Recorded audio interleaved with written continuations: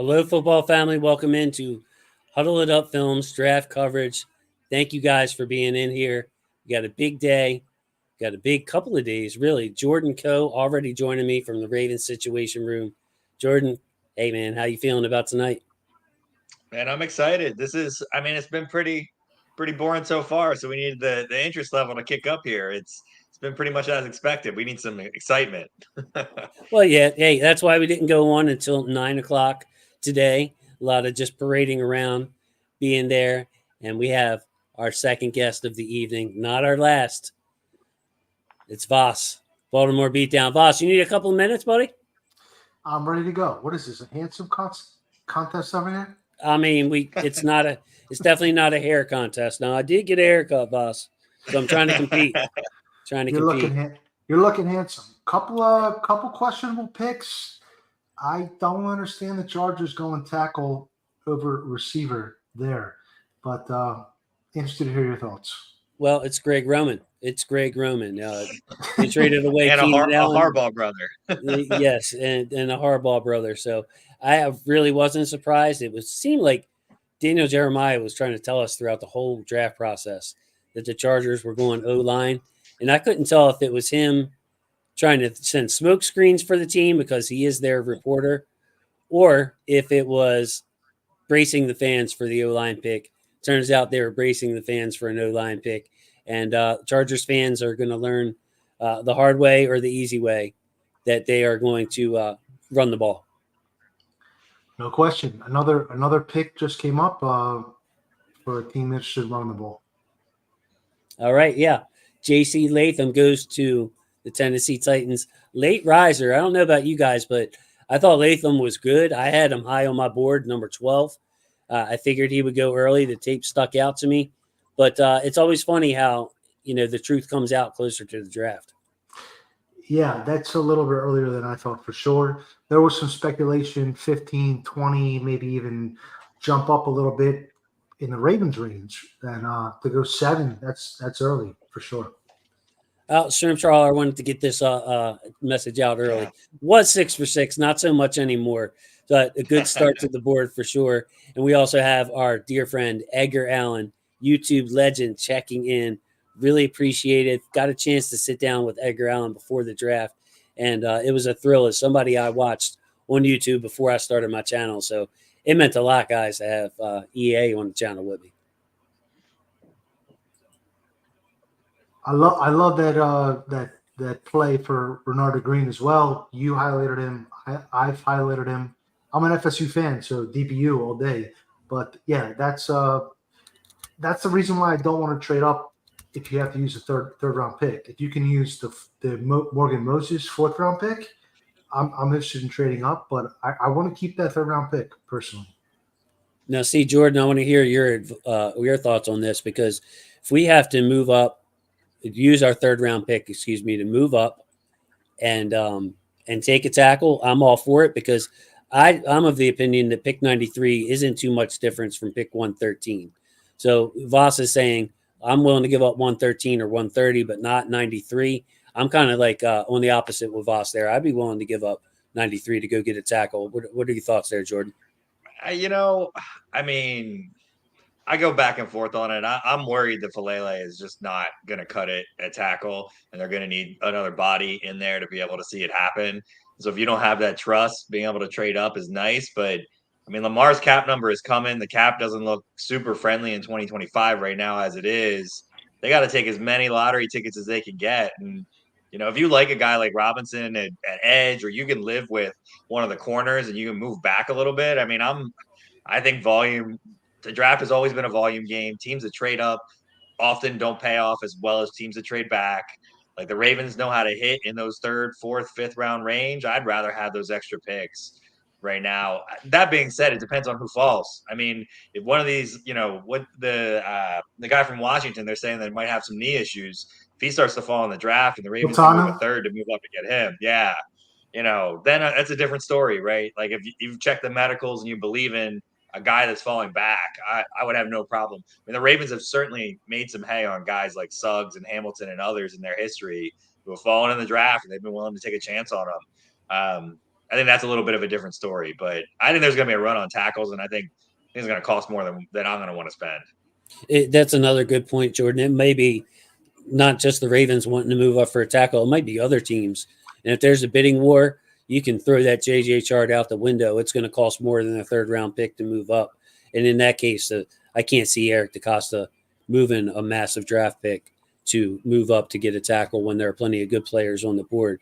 That being said, guys, I wanted to get your opinion. Voss, go first, please. When these receivers dropping, now to me, Brian Thomas out of LSU, clearly wide receiver 4 to me. At the top, he's not in the category with the top 3, but I have him clearly ahead of A.D. Mitchell. Others have Worthy or Coleman or McConkey or some other guys at number 5. But where do you think Brian Thomas specifically goes, or that 4th receiver, whoever it is, goes? I think he's probably going to go in the late teens, early 20s. To me, I have him grouped in the same tier with A.D. Mitchell. I think they're probably in tier 2 alone. For the Ravens, if you're looking at a Ravens-centric draft board, they don't need a slot. So McConkey, he's not a pure slot, but he's a slot/Z. You already have that in Flowers. So to me, I would put those 2 guys in tier 2. But I don't know. The PFF guys are fading Brian Thomas pretty hard. They think there's a lot of bust potential there. I don't necessarily see it, but he's just a hair above A.D. Mitchell on my personal board, but it's pretty close. So we'll see how it shakes out. The surplus value potential of wide receiver is tremendous. It's the second highest paid position in the NFL right now. So if you can get a guy like that on a 4-year cost control rookie contract, the way you can build out your roster around them is fantastic. So, I don't know. It's that balancing act between depth and can you wait or can you not, or do you want to start or not? So I can go either way, but it's going to be very interesting to see how the board falls here. So we have our first shocker of the draft, Michael Penix, going to the Atlanta Falcons. Way earlier than people had projected. He goes ahead of Jay. Tripping on this, am I? No.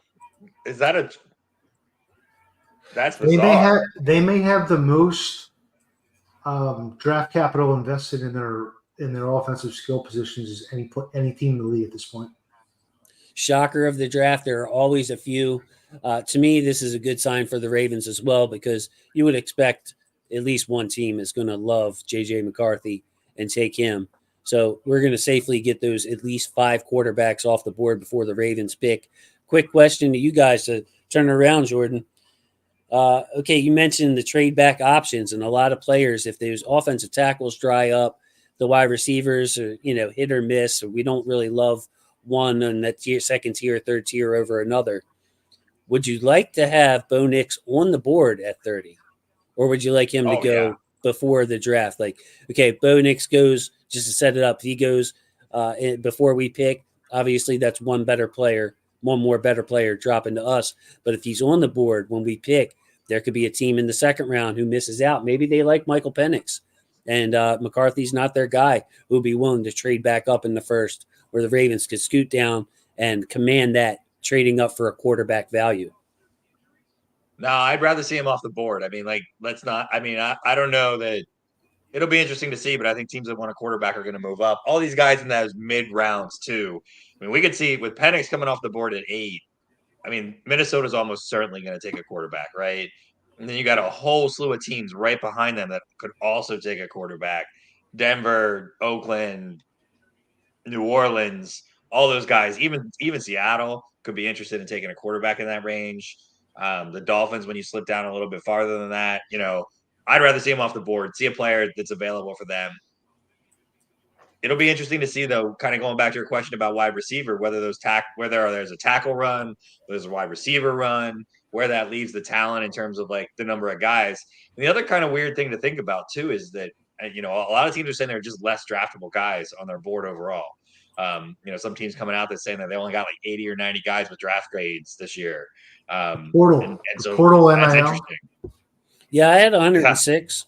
106 is about normal. Usually I figure you can get through the draft with 100 and some players. Your 100 and some players are are going to be different than other teams. And sure enough, every year when we get to that 5th, 6th, 7th round, there's somebody in your top 110 or so to that is left. But yeah, I'm interested in those wide receivers because that's the other position that we've seen runs on in recent history. So if somebody loves AD Mitchell once Brian Thomas goes, maybe they jump to get AD Mitchell, and somebody else says, "Man, we need a speed receiver," so I want to jump up to get Xavier Worthy. That could potentially like really help the Ravens if they're not looking for a receiver in the first round.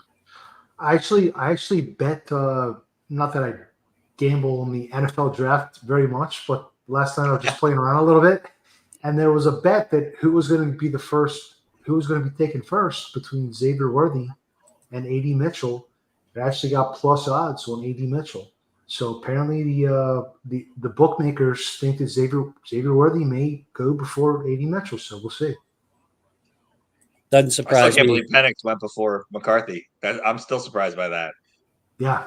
So what do I you think guys? he's a better player. I think he has bigger upside, but I don't understand why Atlanta took a quarterback. So Skip's got a question.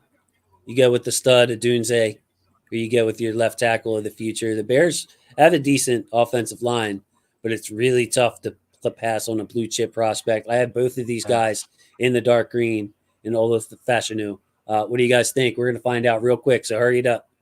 Dunze for me. I would take a Dunze. I think so too. Okay. Yeah. Fashanu's got a one extra wart, Small hands. He's got like the smallest hands of any tackle. That's why he can't run block. I didn't know that was I've never heard that as a complaint about a tackle before.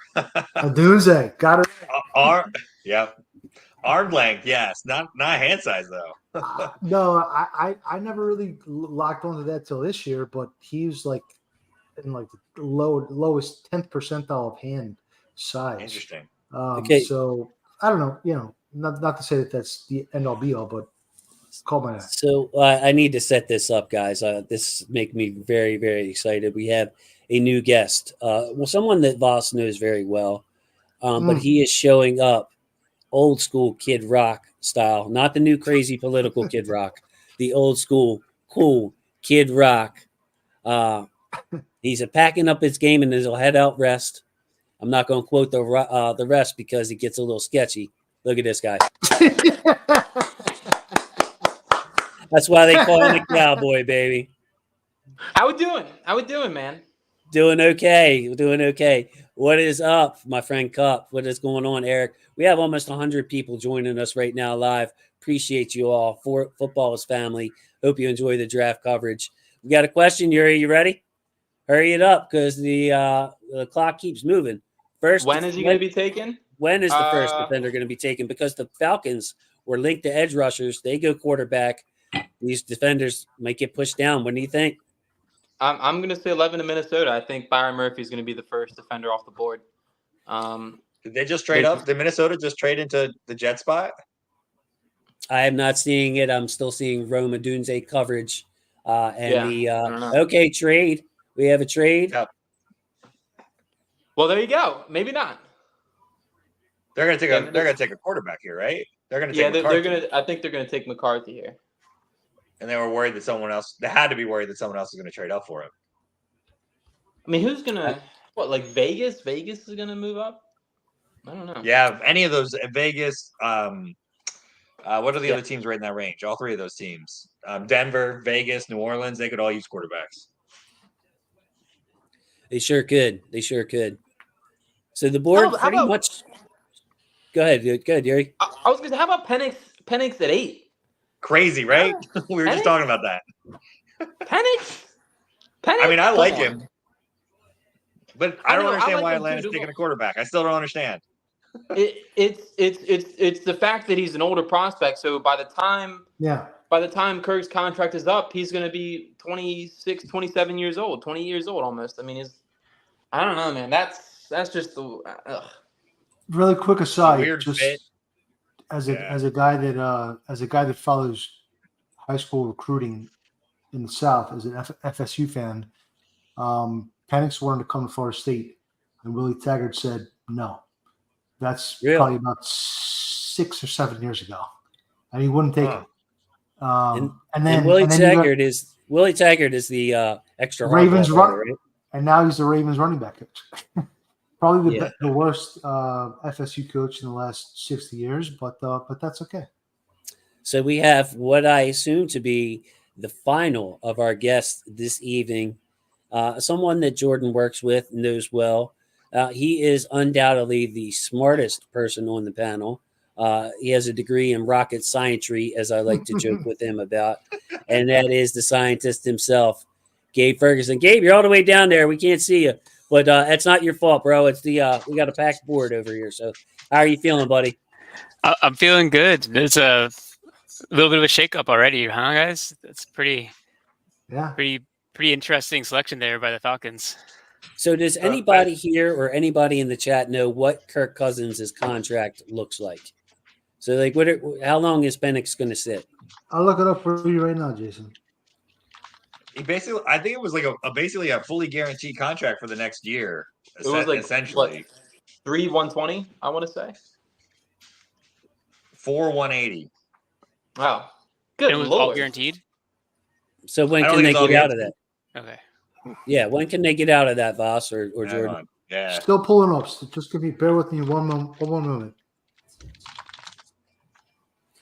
I mean, I know it doesn't affect the Ravens, but it's just fascinating that they can't get out of it until 26. They can get out 26. They got $25 million dead in 2025, so they can't get out of it. And it's still it's still $25 million dead in 26, but it's 32.5 cap savings, so they can get out of it in 2 years. That's we were talking about this a little bit. I've been kicking this idea around. It's not take the best player available; it's take the most impactful player available, and the path to playing time is a big factor in that equation. Something that just struck me, Gabe, I'll kick it to you on this. We've been waiting. We've seen in the league now, no one has copied the Packers strategy. And now we have the Falcons copying the Packers strategy. So they got their version of Aaron Rodgers, who sat behind Brett Favre, and Jordan Love, who sat behind Aaron Rodgers. Now the Falcons are going to have Michael Penix sit behind Kirk Cousins. And you don't get the most out of that rookie contract, but finding a quarterback is hard. I'm guessing that the Falcons thought, this is a guy, we're going to win a lot of games with Kirk Cousins. We're not going to be in a position to draft a quarterback anytime soon. So they went and got their guy. They could stick and pick, too. They didn't have to trade the franchise for him. Yeah, I mean, it's definitely interesting. And maybe they don't think that Cousins will be the same guy right away because of the injuries coming off of. So maybe they're trying to kind of hedge that decision they made to give themselves like a decent, like high floor guy who can come in and play right away if they need him to. I think best case scenario, they want Cousins to play for them, at least 2 years. And then you have hopefully a guy that's ready to go and not just be like someone who's looking like a rookie. So, obviously, like you said, Packers are kind of the outlier in letting their quarterbacks develop. And most of the league is going towards, put them in right away, give them maybe a couple games to acclimate and then throw them to the fire. But we've seen a lot of quarterbacks not do well when they do that. So, it's something that we'll, I guess have to monitor moving forward. Maybe this is a whole new model, and maybe more teams are going to start working on it. But I mean, it seems like a tough way to use your resources. I don't think a lot of teams can get away with that because that's a lot of money you're giving to Cousins as a first. I mean, they need a lot of help on defense. The Falcons do, and you had a chance to get the number one defensive player in this draft, and they passed that to get a guy who's probably sitting for a couple years. I question that pretty heavily if I'm a Falcons fan. This is a team that wouldn't pay $180 million over 4 years and give up 2 firsts for Lamar Jackson, and now they give $180 million to Kirk Cousins and have Penix on the roster with him. Like what? Like, I don't know. What? I think they knew that Bisciotti would have ponied up. I mean, you got to give him a little credit there. I think everybody knew that the Ravens were going to let him. I mean, that's still advantageous to other teams in the league to attempt to poison pill the Ravens, right? Like, it doesn't have to be a full poison pill, but it would have put the Ravens in a lot worse shape to have to match a type of deal to keep Lamar. And now they got 2 quarterbacks on their roster. I mean, Cousins is uncuttable for 2 full years. I mean, this doesn't make any sense. It's bad management. Yeah, Well, I'm with you there. I definitely don't get definitely on Cousins. I don't get like if it was McCarthy, it would have made more sense. But it's just an older prospect, and right. And it's not only an older prospect; it's one that is significant injury history. I don't under. What's so funny, boss? Look, you gotta be shown. Your look is funny. No, he's the best. Look, you have. He's the best dressed man on here. I shaved this morning. Look, I shaved this morning. I shouldn't have shaved this morning. You're right. I agree with you there. But look, it's NFL draft night. Everyone's showing up, painting their fingernails. I want to wear a cowboy hat. I want to wear some nice sunglasses. We're having a good time. But yeah. Anyways, just to wrap up on Penix, I don't know. I'm not a fan of that one. I feel like if you sign Kirk Cousins, that's a win now move, and then you draft Michael Penix, that's like a I don't know what I'm doing move. Just very, very conflicting. Fair point. Wanted to give a shout out to Baltimore Sports Jam, BSJ down there. Guys, my first ever member on the channel. I felt shy about starting memberships because it just, I don't know. I'm like, I'll just kind of do this for fun. I don't make hardly anything off of YouTube. And I had it up there for a while, and I finally got first member, Baltimore Sports Jam. So thank you so much to you. Reach out to me on Twitter if you could. I'd like to thank you personally. Go back and forth with you. It's just warms my heart, and I really appreciate that. So the Vikings look like geniuses because they sit and don't have to trade the farm, and they still get maybe who was their guy in J.J. McCarthy. 6'2 and a half, 219. Just depends how good that guy's going to be. That's it always does. If they're geniuses or not. I do think he fits well into their system. Maybe the offensive system they got there with KOC. He's someone who can, I think people have compared him to like a Brock Purdy who can do well within like a well kind of run offense, a smart offense. They're going to utilize play action. They have receivers, obviously, Justin Jefferson. The top tight end there with TJ Hawkinson. You have, first round pick from last year. Like you have guys around you who can actually give you a good opportunity to succeed. You have to like it, I think, for the Vikings. Like you said, not giving up really anything. They gave up a 4th and 5th round pick to move up a spot. So somebody, and Dan's bringing this up. Dan, love you, by the way, buddy. It's good seeing you in here. You follow Dan on Twitter. You want all kinds of cap stuff, financial stuff, analytics stuff. Dan is the man on that. Vikings moved up from 11 to 10. So why would they have to do that? I'm guessing there was another team trying to get up ahead of them, or they were at least paranoid for that. I mean, there are seven teams that are kind of behind them that could be interested. Denver, even the Jets. I mean, theoretically could need a cornerback long term, but Denver, Oakland, New Orleans, Miami, like there are teams behind them that certainly could have been lurking for a quarterback. If you love a quarterback, go get him. I think that's probably a pretty good draft tenant. He is very Kirk Cousins like though. He's a great fit there. I think I agree with Gabe. I mean, to add to that, Yuri, if you don't love him and think he's a game manager and can get you to 500, in my opinion, don't take him. Don't draft a Mac Jones. And that not revisionist history on Mac Jones. He was never going to be a top 5 type quarterback. I am not a big fan of reaching for game managers in the first round just because you need to sell tickets, try to get to the playoffs, go 500. Take your big swings at quarterbacks, man. Take your big swings. If you miss, that's okay. You get a higher pick. You get to pick another one. Either pay your quarterbacks or take a big swing in the draft. That's my own personal opinion. Cristiano, nice picture, buddy. Nice picture. Longtime supporter of the channel, so it's nice to see you, the lady, and the 2 little ones with you. That's an awesome picture, bud. You do a great job, Jason. I am more than happy to support your channel in any way possible because, as you said, this is a footballers family channel. I really enjoy conversing with your little followers. Man, yeah, it's a great. We have a great group over here, and it's just wonderful to hear the comments. I think in general, not only just in the live chat, but on the videos. I'm always amazed at what people notice.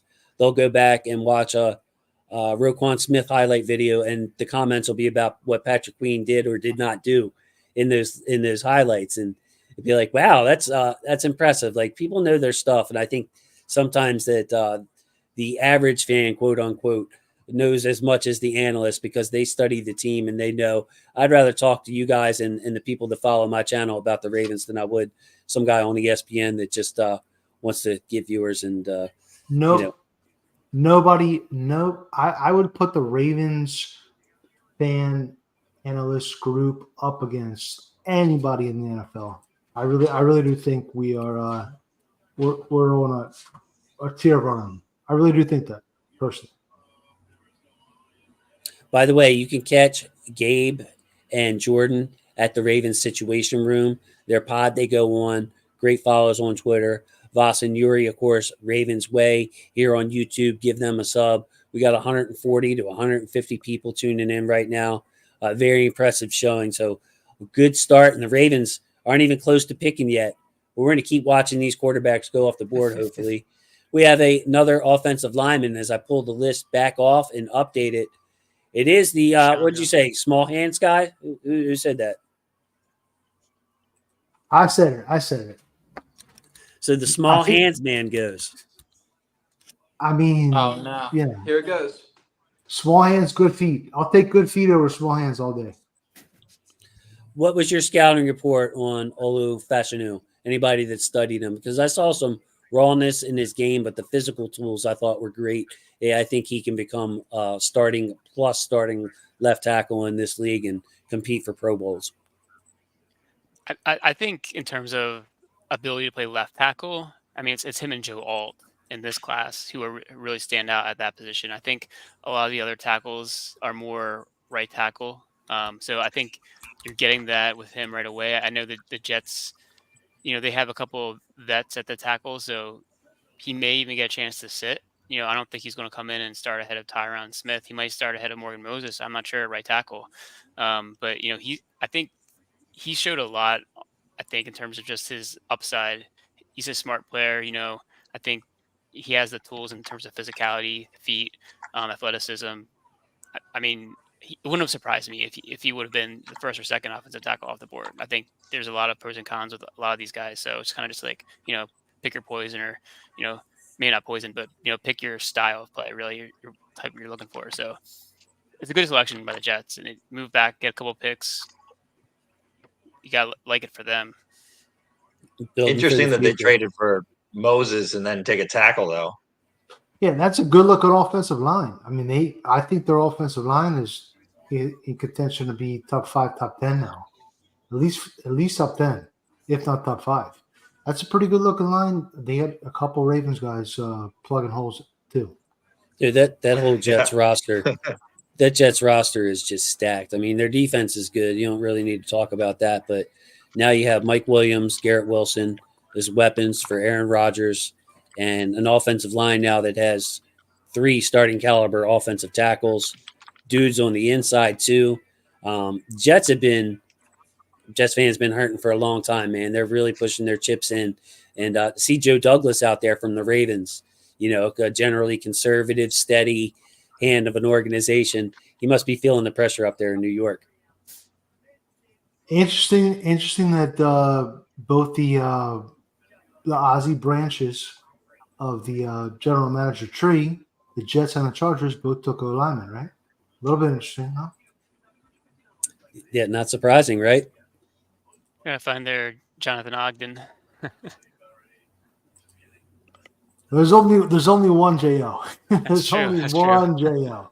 Come on, the best left tackle in my lifetime, easily. Jason, I don't know if you agree with that, but I think he's got to be at least in the top 2 offense.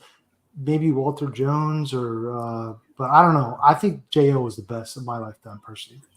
I mean, it's hard to take my own prejudice out again. I mean, I'm probably going to pick JO ahead of all of them. Walter Jones did come to mind.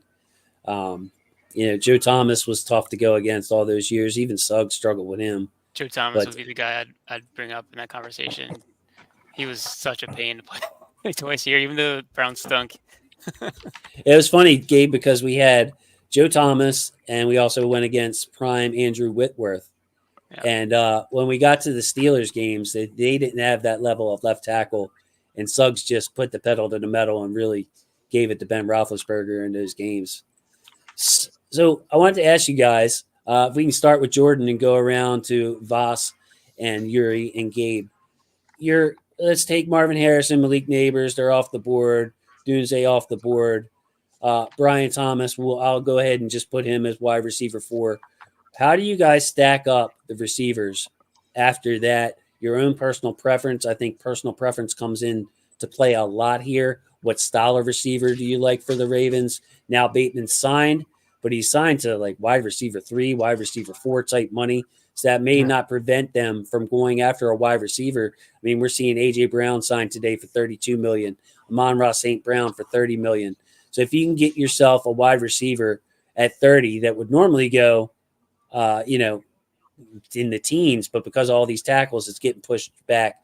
What is your order of preference in the receiver room after, say, Brian Thomas? Jordan, start with you, bud. I mean, it's really in the at 30 without moving back. It's really Mitchell or nobody else. I think at that point you're either moving back or you're passing. I like McConkey and Leggett and Worthy and Coleman, but not at 30. That's what you got to say. I know you're an AD Mitchell guy. How would you rank him after that, buddy? Yeah, so I'm going Mitchell. I would bump Leggett up. I think you need an X. I hear a lot of the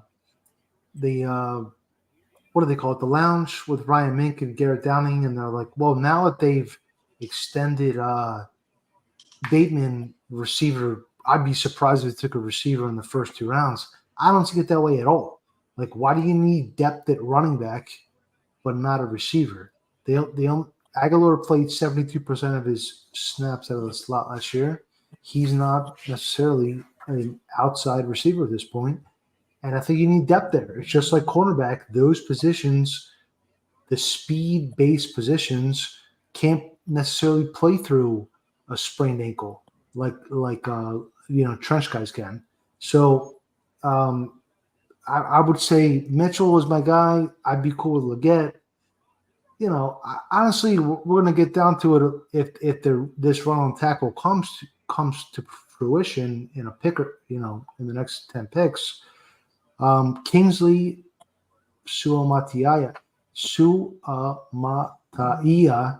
will yes, I got it that time finally.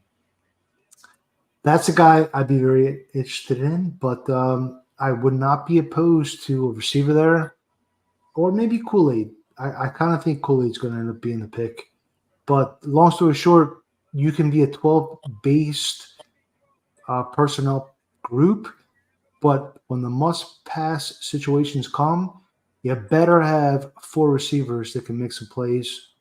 And I would take a receiver no matter if you extended Rashad Bateman and Zay Flowers both for the next 20 years. You still need a 3rd and a 4th. That's how I see it. Okay, Voss. So that was a long way of saying AD Mitchell, and you didn't give me another guy, but nobody else. Leggett. I gave you Leggett. Okay. Yuri, how do you rank the receivers after Brian Thomas? And if you want to chime in on if you take any at 30, that'd be cool too. Yeah, I would probably piggyback off of Voss. It would be AD Mitchell or Leggett. I really was on the McConkey train for a while. But after seeing that report come out about his medicals, I don't know if the juice is going to be worth the squeeze, because he always felt like the double pick. Like, you hit a double, he's not going to ever be an alpha, but he'll be a great receiver and a day one impact. But I felt like as soon as that injury concern came out with his medicals, I was like, I think at that point we may as well pass on. So outside of those two, I mean, I don't see anyone else that would be worth it at 30. Gabe, thoughts on receivers there, bud? I mean, that's my opinion as well. I think it's AD Mitchell or bust. If he's there at 30, I think he's the only guy I'd want to take there, just because you have a lot of wide receivers in this class. And I don't think the guys you're taking there after Mitchell are so different than the guys you might get 2nd or even 3rd round. Like, I think the top guys are amazing. I think there's a clear tier shift maybe you have Thomas and Mitchell in that next tier, and then to me, it's kind of another tier of players. I mean, I think you can get a guy like Ricky Pearsall, like a Roman Wilson, like I mean, I'm just trying to think of some guys who are maybe more of like kind of slot a little bit, because I think long term that's where the Ravens probably have more of a need than outside. I mean, obviously they need an outside guy too, but I feel like Zay Flowers can do a lot of things. Like he can move all over the field. He can get open on the outside, even though he's not the big like body. He can get open. I don't love Coleman. I don't like guys who are big and don't separate well, because I don't think that translates well to the NFL. So I mean I like Troy Franklin, the speed there, but like I think these guys all have like, it's kind of just different flavors of the same kind of like thing, and you can get a guy later on, go for offensive tackle if he's there in the first round. That's where I would be. I mean, you need a tackle this roster. If you don't get a tackle, Ronnie Stanley gets hurt, you're in a world of misery at offensive tackle right now. So Gabe, I missed you earlier. I was on with Sarah and Bobby before we started here, and Sarah's on the train with me where I'm willing to give up that 3rd round pick if it takes it to move up a handful of spots and grab a tackle if they fall. Other guys were saying maybe pick, take your corner, get your tackle in the 2nd round. Where do you stand on that? And Yuri, it might have been before you came in too. If you want to follow Gabe, that'd be great. The two guys I really like, well, I don't think Flaga will fall that far, but I'm a big fan of Faltanu. I think he's a really, really good player. He's really impressive to me. I think he has positional versatility, which you really like to see. But he's smart. He's athletic. He moves well. I think he can be a really good run blocker. He's also, I think, a really good pass blocker. So I would definitely move up a handful of spots for him. I also like Mims. I know there's some issues with the concerns about the medical, and the fact that he hasn't started a lot. But like, I feel like he could be a high-end tackle in the NFL. And Yuri, before you go, do you want to announce the pick that just happened? We had our first non-wide receiver or tackle or quarterback go. I'm still on pick 13. Pick is in for the Raiders. I haven't seen it popped up yet. I'm gonna guess. Good. It's up on the NFL Network. Yeah, I got the ESPN. I'm on ESPN. Sorry. He played tight end for Georgia. use your context clues, Jerry. Making a hard one to guess. He is a slowpoke. It's a cowboy term right there. They're about to announce it. Did it? Yeah, it's Brock Bowers on my screen, fellas, to go into the Raiders. Oh, yeah, that's right. I'm saying that's. I think that's a good pick. But they took Mayer last year with the 2nd round pick. And right. And Chala's boy Jacoby Myers, a little overlap there. I just want to say, I won't judge, but beware of 1st round tight ends. I will say that. Beware of early 1st round tight ends, because most of the best tight ends in the entire NFL did not get picked in the 1st round. And I don't know, it just seems like a preponderance of busts at tight end early in the round. Yep.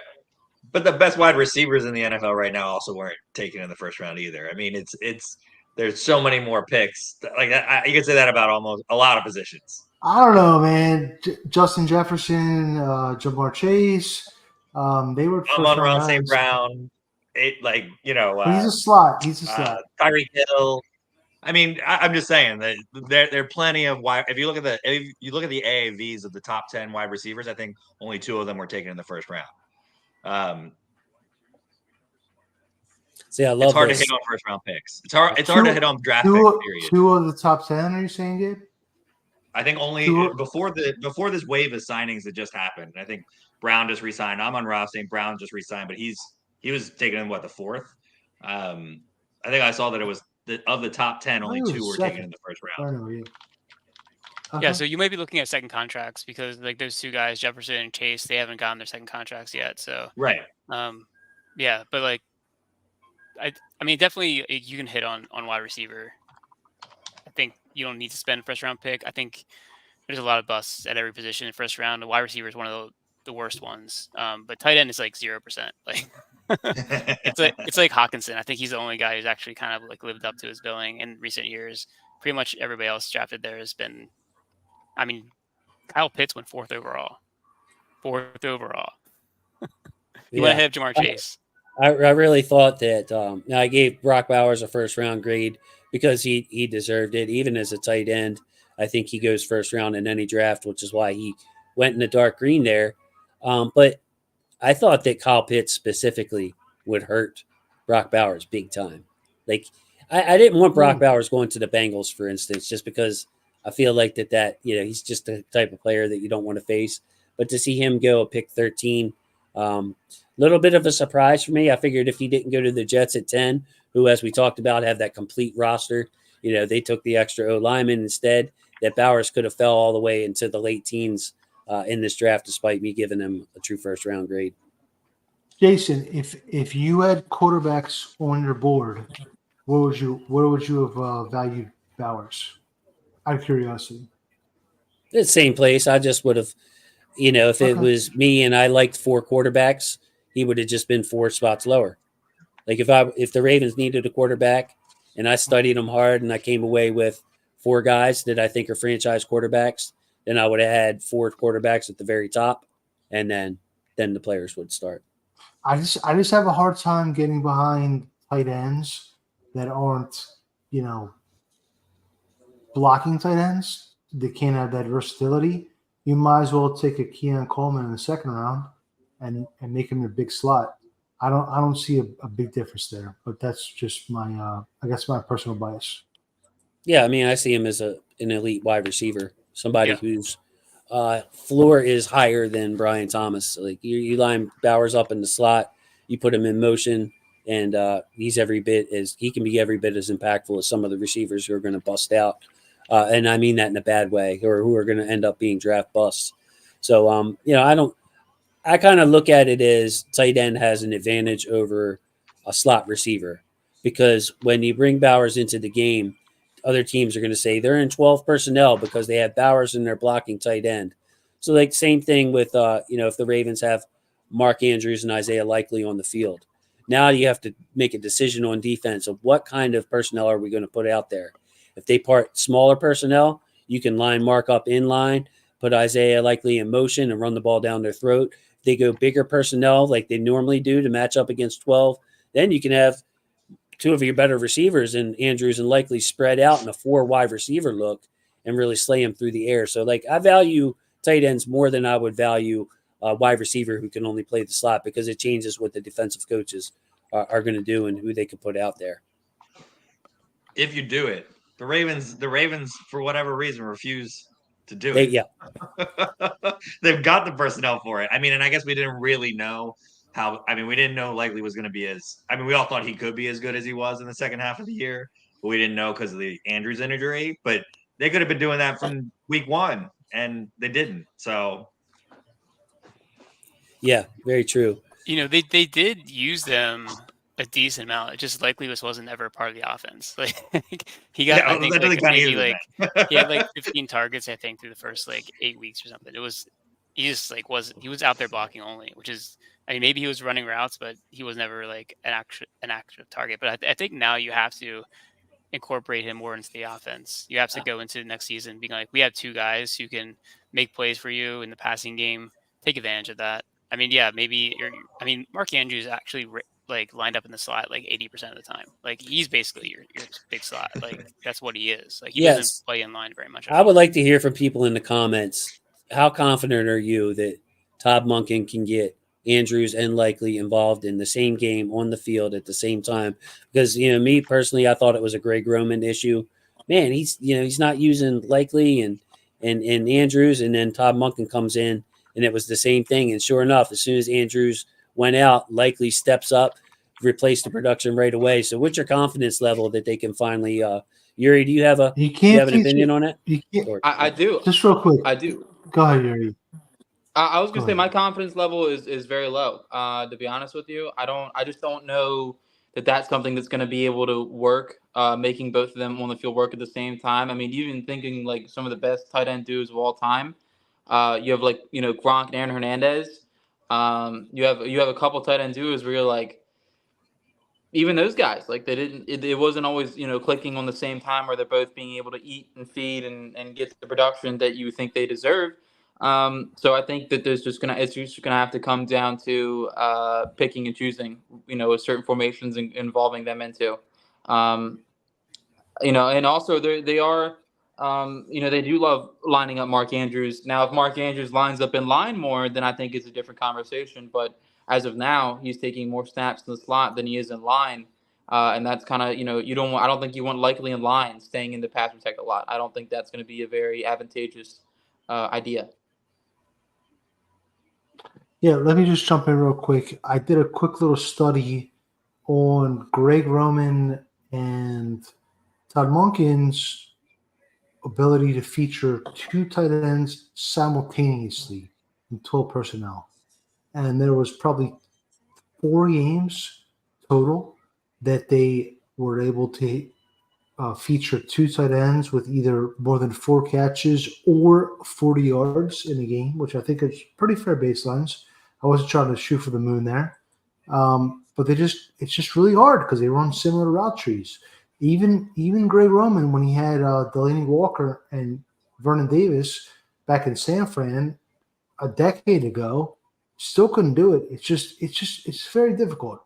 So I don't want to pin the hopes of the passing offense on 12 personnel. Feature it, run it 60% of the time, 70% of the time. That's fine, but you gotta have that. You gotta have that 11 personnel club in your bag. That, to me, that's how you beat. That's how you dethrone Patrick Mahomes.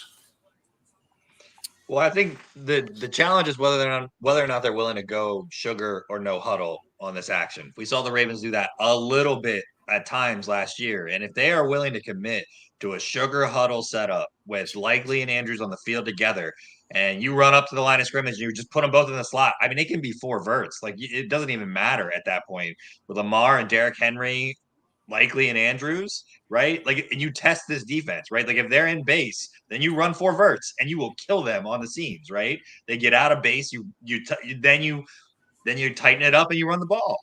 I mean, it's so just quick bet. I mean, yeah, in neutral game scripts that works.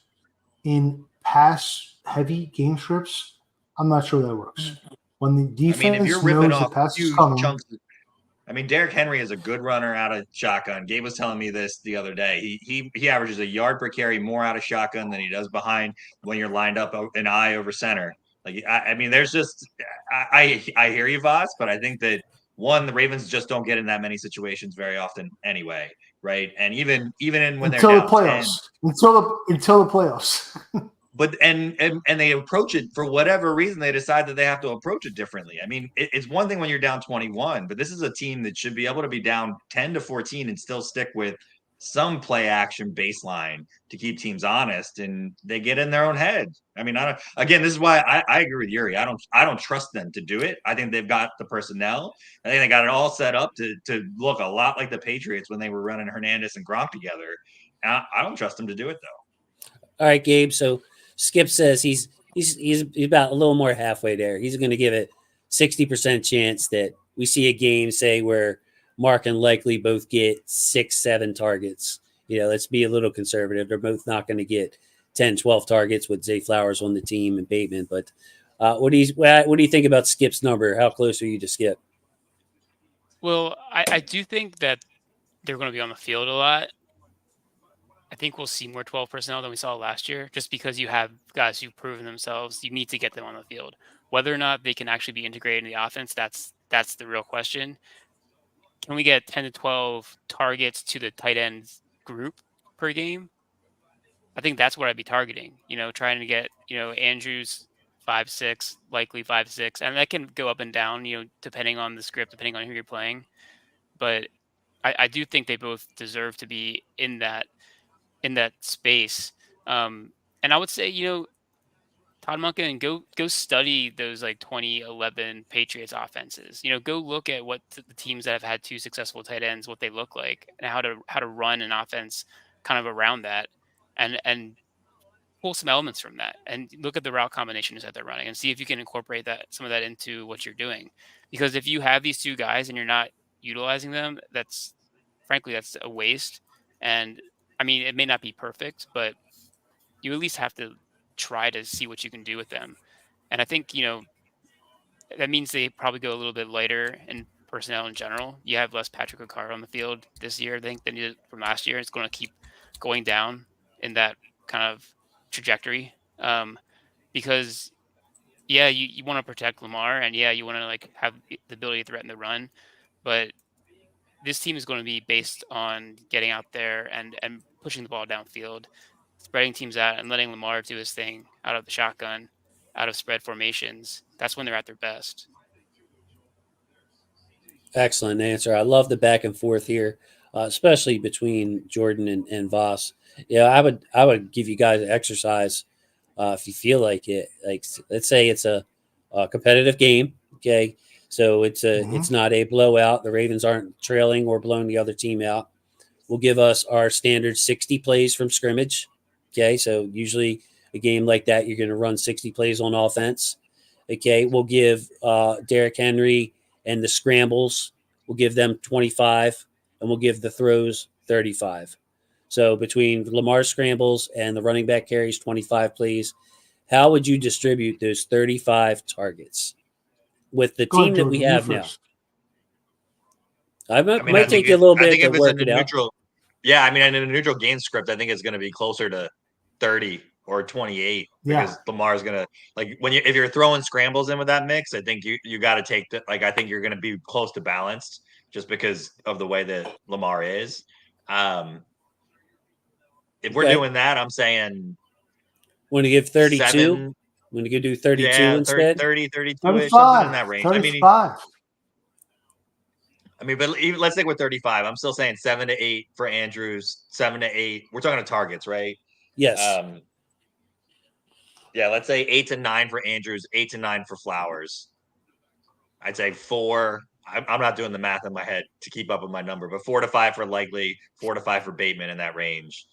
I'd love to see them get some passing game going with the running backs, and then kind of I'd lump everybody else together as kind of the leftover or whatever they'd be doing that. But I would want kind of double from Andrews and Flowers what I was seeing from Bateman and Likely. All right. Okay. For me personally, I want to see 3 or 4 more targets to the X every game. And I think that is the Goldilocks zone that can take the offense to the next level. Lamar, for a variety of reasons, he targeted OBJ when he was the X a lot more than he targeted Bateman. And I personally go back to that Steelers drop, but maybe I'm making too much out of that. But I just didn't like that. And that was a tough one to swallow. But I would like to up the targets to the X on the perimeter. I think that is what opens up the field for Andrews, for Likely, and for Derrick Henry. And I don't want to neglect that situation, that possibility, and then bring 2 more safeties into the box because they don't have that option. That's kind of where my mind is. Okay, so we have another pick, somebody that I'm extremely happy for, just personally, because I love the story. I love the pick. I was worried that, for his sake, that he would not get picked because of the broken neck and the neck fusion surgery that he had at Washington, got cleared at UCLA. Now he is going to the Indianapolis team that used to be in Baltimore, Leatu Latu, edge rusher on my board. Had him faded a little bit because of the injury. I like Dallas Turner better. I think a safer, more toolsy prospect. Latu, though, pro ready. Just loved his game. And guys, weigh in on Leatu Latu because he was a lot of fun to watch. Just real quick, Jason, I like that you didn't say that they are the Indianapolis Horseshoes because that should have been that should have been our logo. So I'll leave it there. I was hoping that he would slip because of the medical and fall to the Ravens. I really like Latu. I mean, he's got the whole package as far as an edge rusher is concerned. Like this, the whole like the bag of tricks there. I mean, he's got the advanced skill set of someone who's been in the league for a couple of years already. I mean, he may not have the elite athleticism like a Dallas Turner does, but man, he can put together some pass rush moves. He's got great bend. He's going to be a very good player in the NFL. I think. I mean, I'm hoping that he stays healthy. And like I watch a lot of his football because I'm out here on the West Coast, so I watch a lot of UCLA football, and he just like continued to make play after play every single game. He was like just so disruptive. So he was a kind of a draft crush. So I'm a little sad that he's going here, but he's going to be good for the Colts, and sucks that he's going to someone in the AFC. Would rather see him go in the NFC, but I wish him all the best still.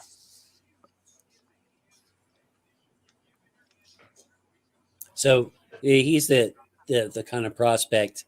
I don't know where you stand on this, Yuri. This is a good question for you.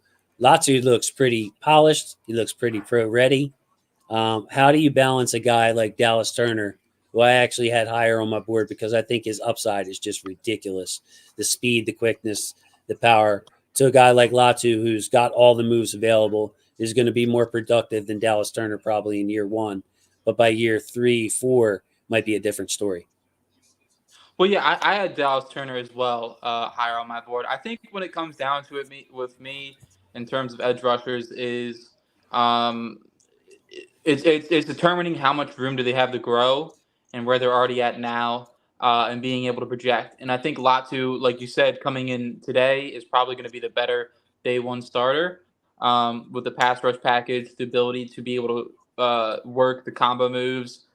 Being able to set up tackles with one move during earlier in the game, and then later in the game, hitting a counter move off of that.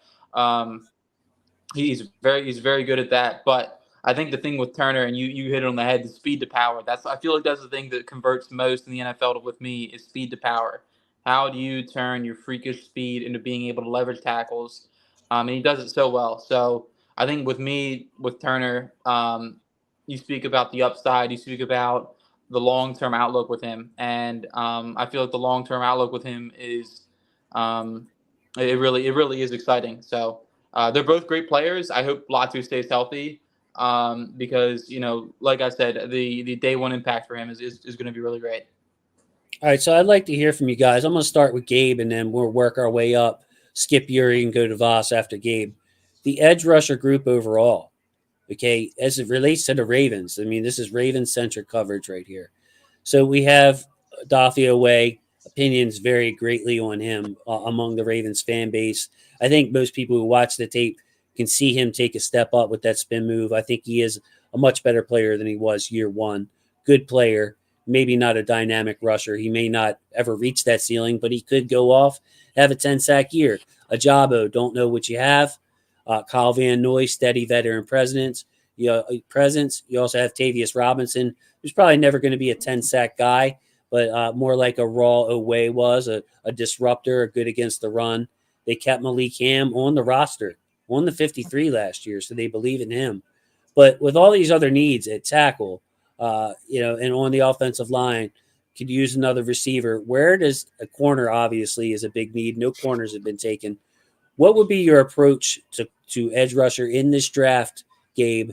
And when it comes to round one, how do you feel about guys like if Jared Verse drops, Chop Robinson, Darius Robinson, those kind of guys? So take your time, Gabe. Talk to us about the Ravens pass rusher and how it relates to this draft. I think it's their second biggest need on the roster after offensive tackle, both short term and long term. Because I like Oweh a lot. I think he's a good player.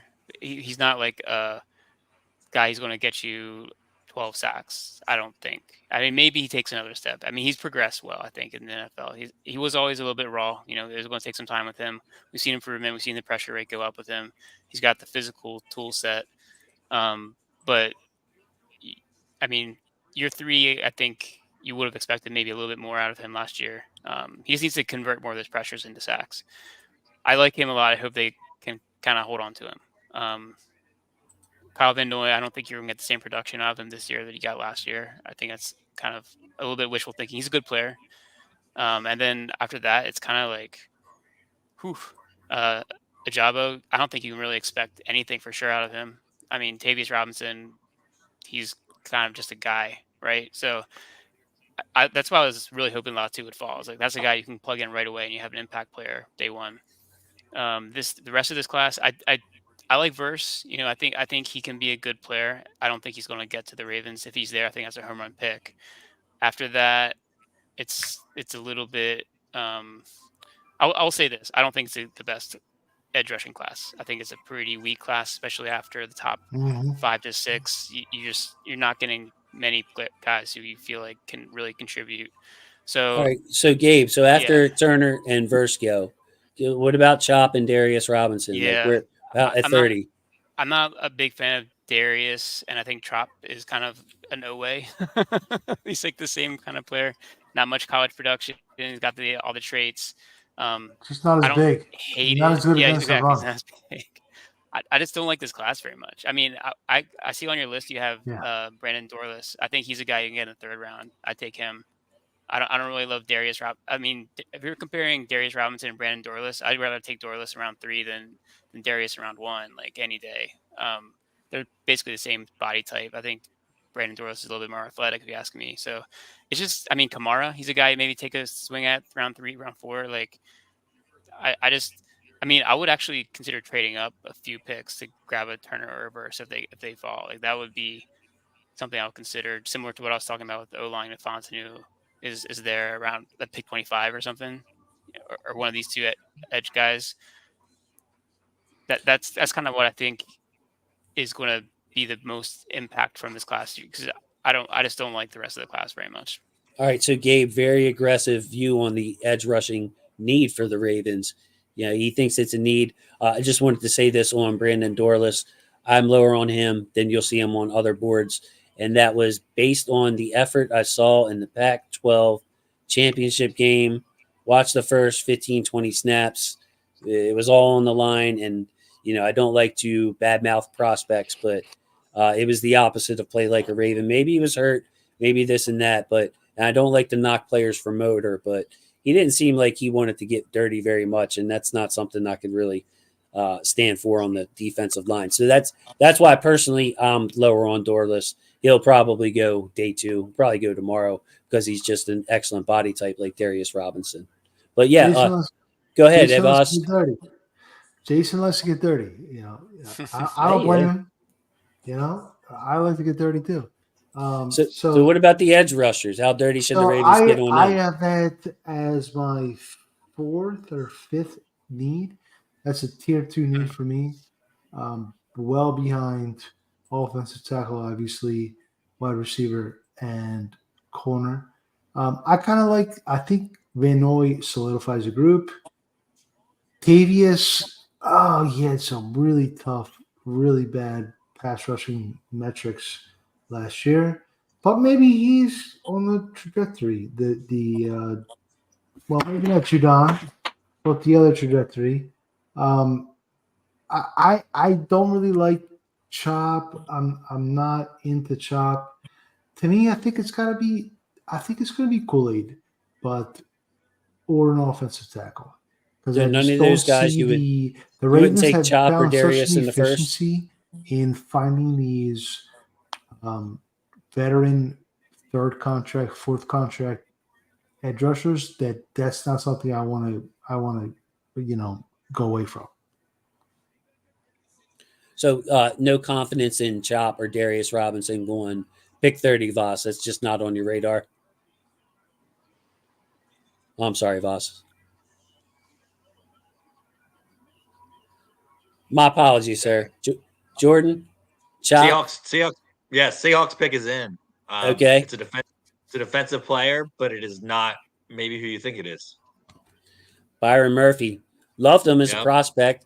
Had him lower on my overall board. You can see there at 21, just because in my opinion, with all 5 defensive linemen coming back, I have other bigger fish to fry in the first round. Voss, I meant to ask you though. So you're out on Chop Robinson or Darius in the first round. I don't know if Voss can hear me. Voss? Yeah, I'm sorry. I'm sorry. I had my bad. My bad, brother. I had a earplug malfunction. I apologize. Yeah, no, I just wanted to follow up. Yes. You Chop Darius. No, Calvin. I don't. Darius, I don't. I think he's an even man front defensive end. I don't think he fits a scheme. And Chop, like, why you Chop when you already have Ojabo? Like, that's your DPR right there. Like, to me, it's not the juice isn't worth the squeeze on Chop, personally. Yeah, I mean, I agree. It's a lot about how you feel about Ojabo. I mean, if you think Ojabo is cooked and the Ravens front office or the Ravens coaching staff doesn't think he's going to take a step forward or contribute anything, then I think it becomes a much bigger need. If you think you're going to get something out of Ojabo, or you feel like there's a guy that you're targeting on the veteran heap that Voss was talking about, then you're in good shape too. So, I mean, if Turner's there, or even if he continues to fall here, I mean, I think the Vikings might take him right here, honestly.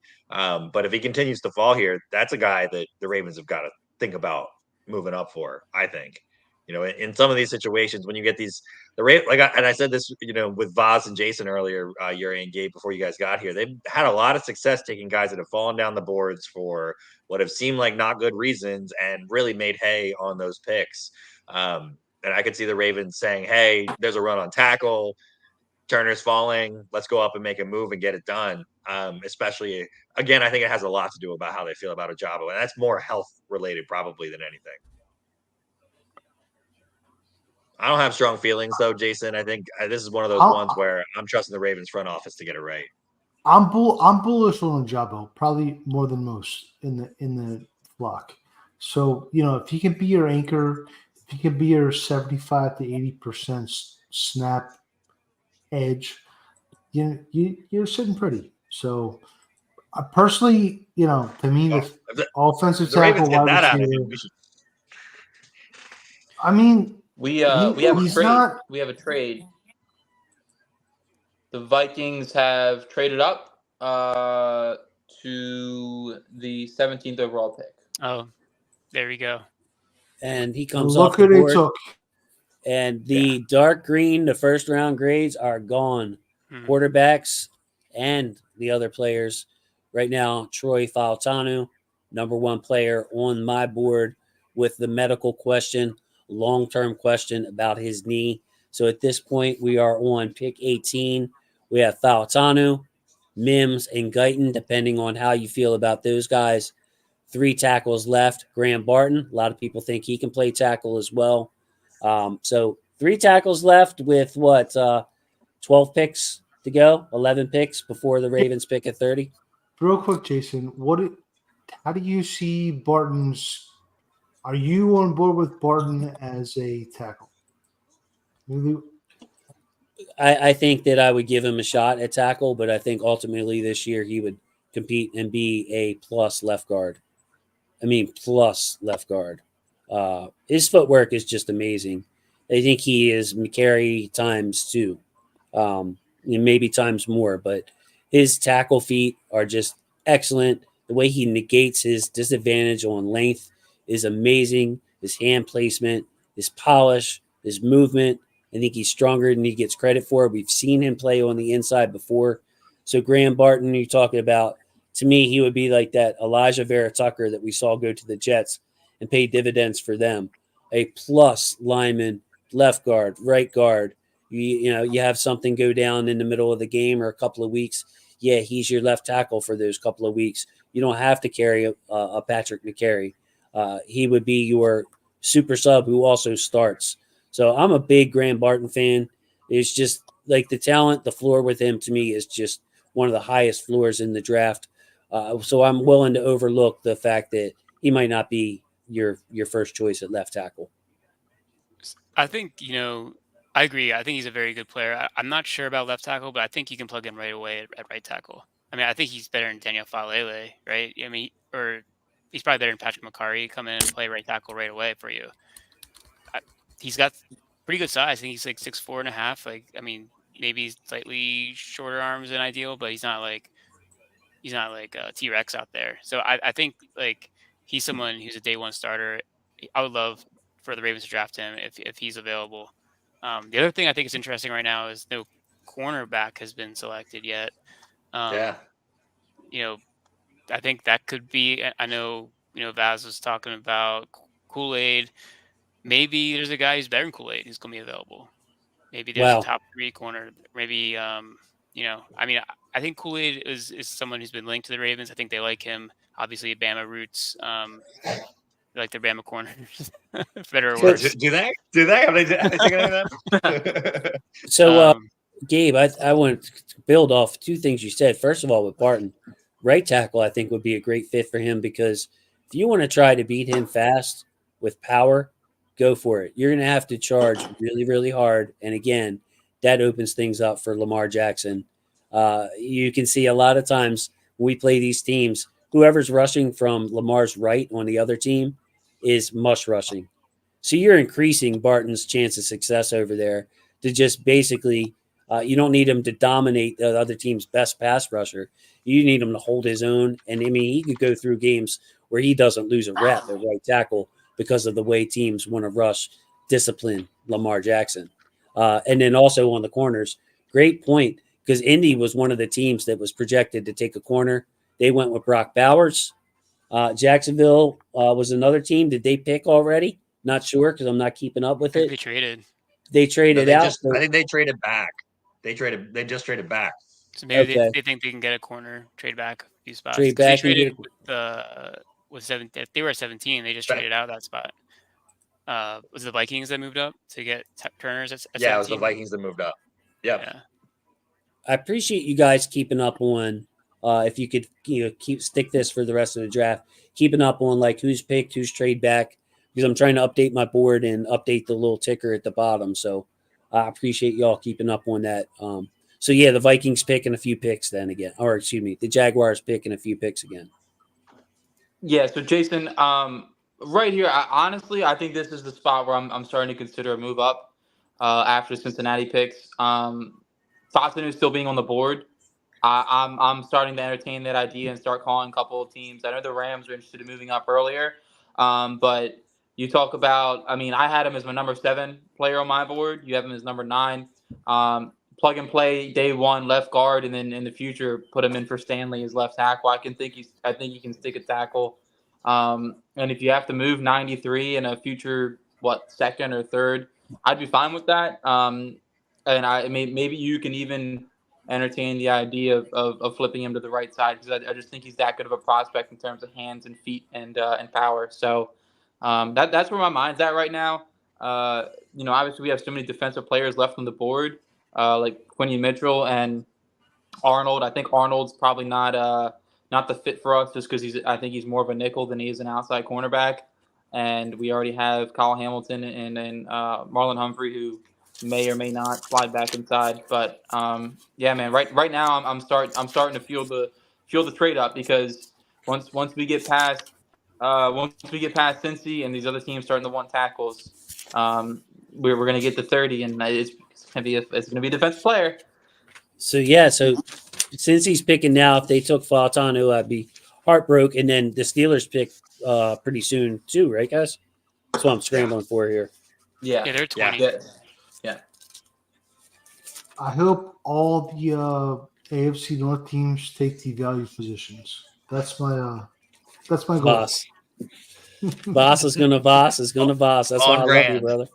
On brand, bro. Dude, hey, absolutely though. I don't. The worse the lines are, offensive lines are our opponents, the better I feel. You need me on that wall, Jason. You need me on that wall. I got you on that wall, bro. So Jeremiah would say, right now it's too much to move up, to give up a third and a future second.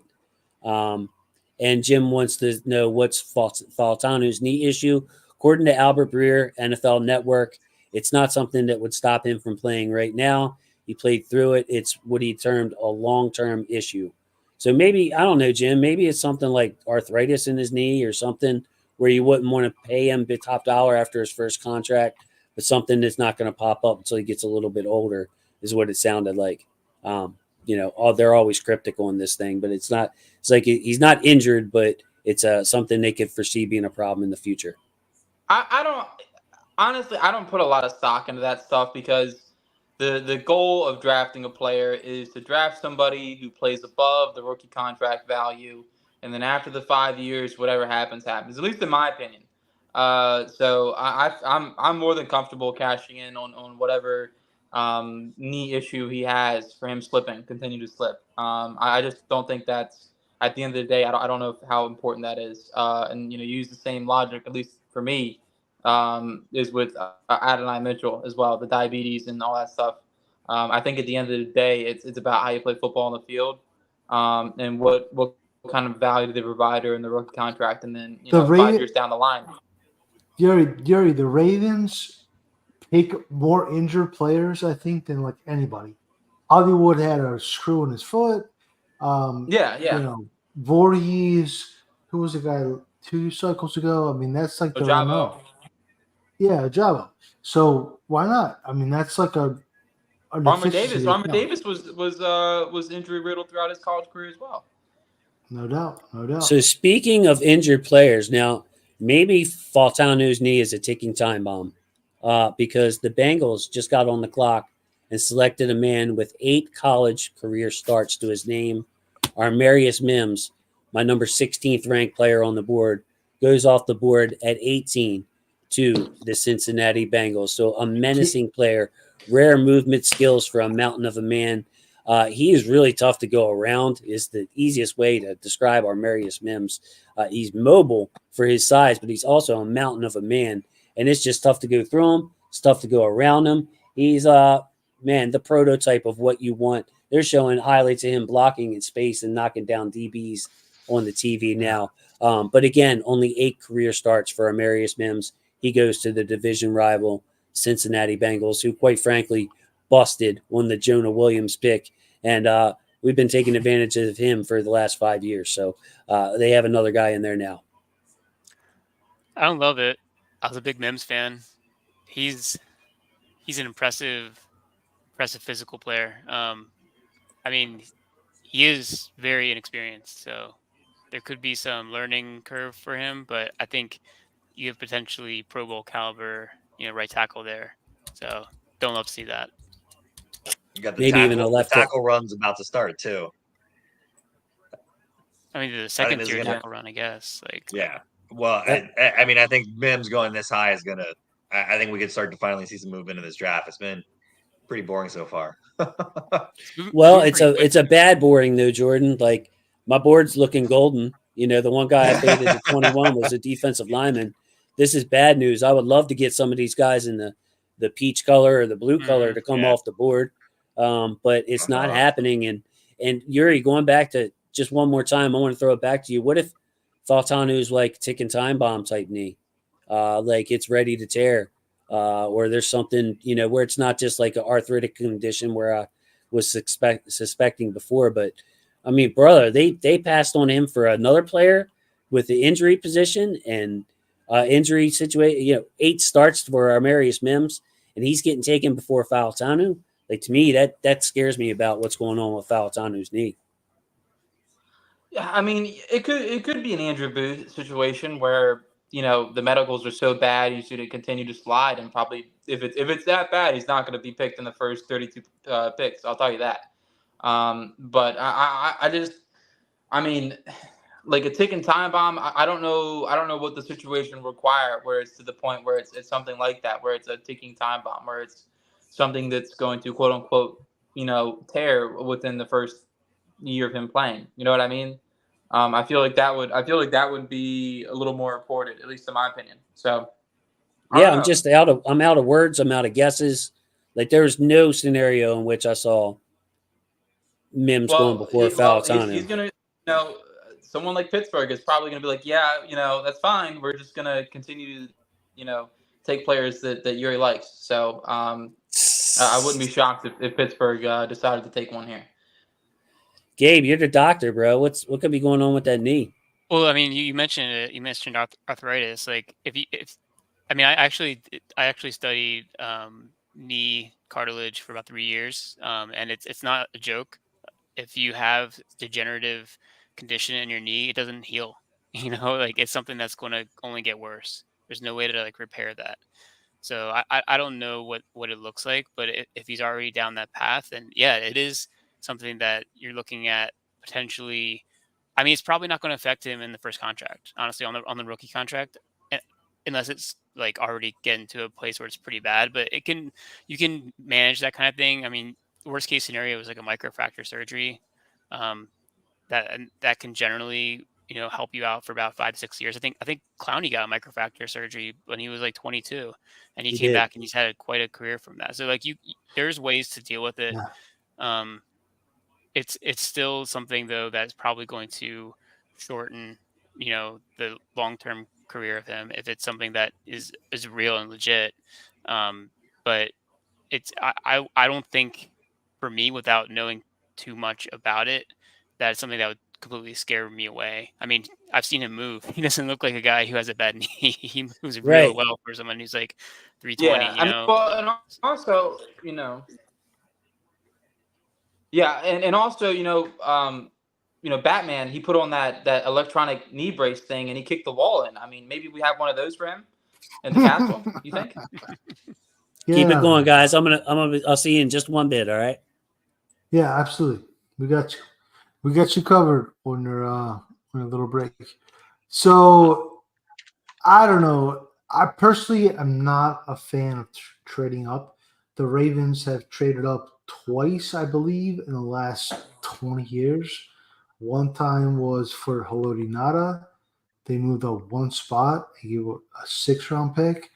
And the other time, I just saw this yesterday. I misspoke on Ken's podcast. They moved up for Orr. They moved up like 2-3 spots for Michael Orr. I don't know. Like, I feel like you got to stick and pick. Like, that's the Ravens way.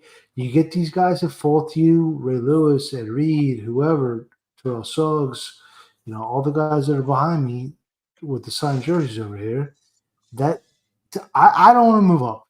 If you guys, I could part with the 4th, but I don't want to part with the 3rd because I feel like you got 3 big needs: wide receiver, offensive tackle, corner, and you got to take one of each in the first 3. And if you go up that 3rd, I'm skeptical of what they could be able to do in the 4th, personally. So Jared Verse just went, by the way. So that to me it really hurts the edge possibilities there. I don't know if the Ravens are going to get an edge in this class that's going to be really impactful. But I think it does depend on the amount that you have to trade up. If it's like if a 4th-round pick is what it takes, I think it might be worth doing it. I don't love the depth in this class, so I don't think you're really giving up a huge, like, big impact player like we've had some classes where 4th-round picks are really impactful. I don't see it in this one. Real quick, Gabe, I don't mean to interrupt you, but this is probably the worst 3rd, 4th, 5th round of corners and the worst 3rd, 4th, 5th round of edge rushers that I've seen in the last like 4 years. If you tell me if you agree or disagree, because it's pretty. You got a lot of slots. We don't need slots, like I said earlier. So yeah.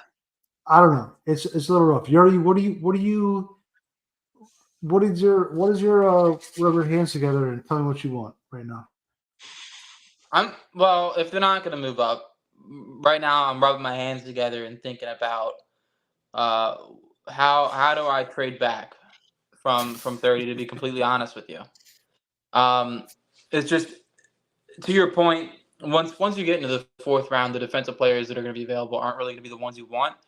And my goal has always been with those first 2 picks is to take offensive players, to take a receiver and a tackle, because I think that as the board goes down, the players, the drop off in talent for offensive players is gonna decrease drastically versus the defensive talent. In my opinion, I think once you get into the third and fourth round, I think the defensive players actually are a lot substantially better than the offensive players.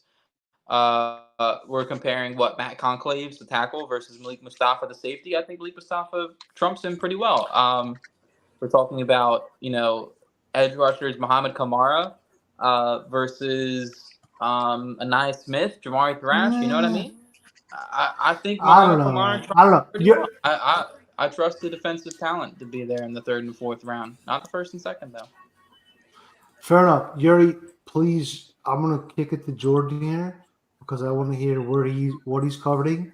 But please unbutton 2 buttons off of your shirt right there, and then we'll kick it to Jordan.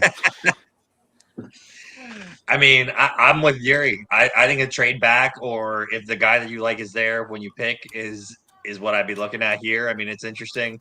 We'll see if there's some interest in Bo Nix in some of these other picks that are coming up. If there's anybody that's interested in him, I mean, I'm kind of interested to see what the Dolphins are going to do, and whether or not they trust Tua long term and what they want to be doing there. But Tampa was supposed to really covet Verse. I think if there was a spot that the Ravens were going to move up, that might be the one. That if there's a guy at 26 that they still like, and Tampa was really high on Verse and doesn't like anybody else, maybe they move up into that spot. But by the way, Jordan, we were talking about earlier. Nix is off the board. Nix is off the board. So all 6 quarterbacks went. Wait, what? No. Right? We got all 6. We got all 6. Oh, man. we didn't cover. I think we skipped that one earlier. I don't know. We didn't talk about that. I did not see that Denver picked him. Holy crap! I missed that entirely. That is unbelievable. I cannot believe that. Yep. So we're set up good from that standpoint. But again, the board. I take it all back. Board's looking kind of dry though overall. Yeah, I mean, I think the Steelers are going to go tackle right here. I think we're going to see a run on tackles anyway. I think the Dolphins probably want a tackle. I think we could see somebody else move up and take a tackle here. So, I mean, maybe corner slips, and the Ravens are interested in that. I mean, I think you just let this play out. None of these guys. I guess if you see some of these guys that you really like, like if Quinyon Mitchell starts to drift, and the Ravens like him a lot, but there are a bunch of guys that are interesting in that late first, early second round range that all fall into that bucket of like either tackle or wide receiver or corner. And I'd be able to live with all of them and take the flyer on another pick. Even if the Ravens could get a pick into next year's draft instead of this year's draft, I'd be extra high on that. I mean, I already know they're going to be loaded up on comp picks, but if they don't love this draft, lock and load for the next one. If the guys, get a guy that you like later and take the pick for next year.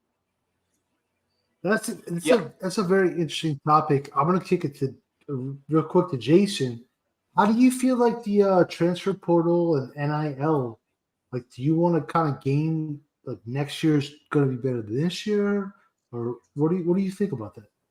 I like this draft. I like where Lamar's contract is sitting now compared to where it could be in the future.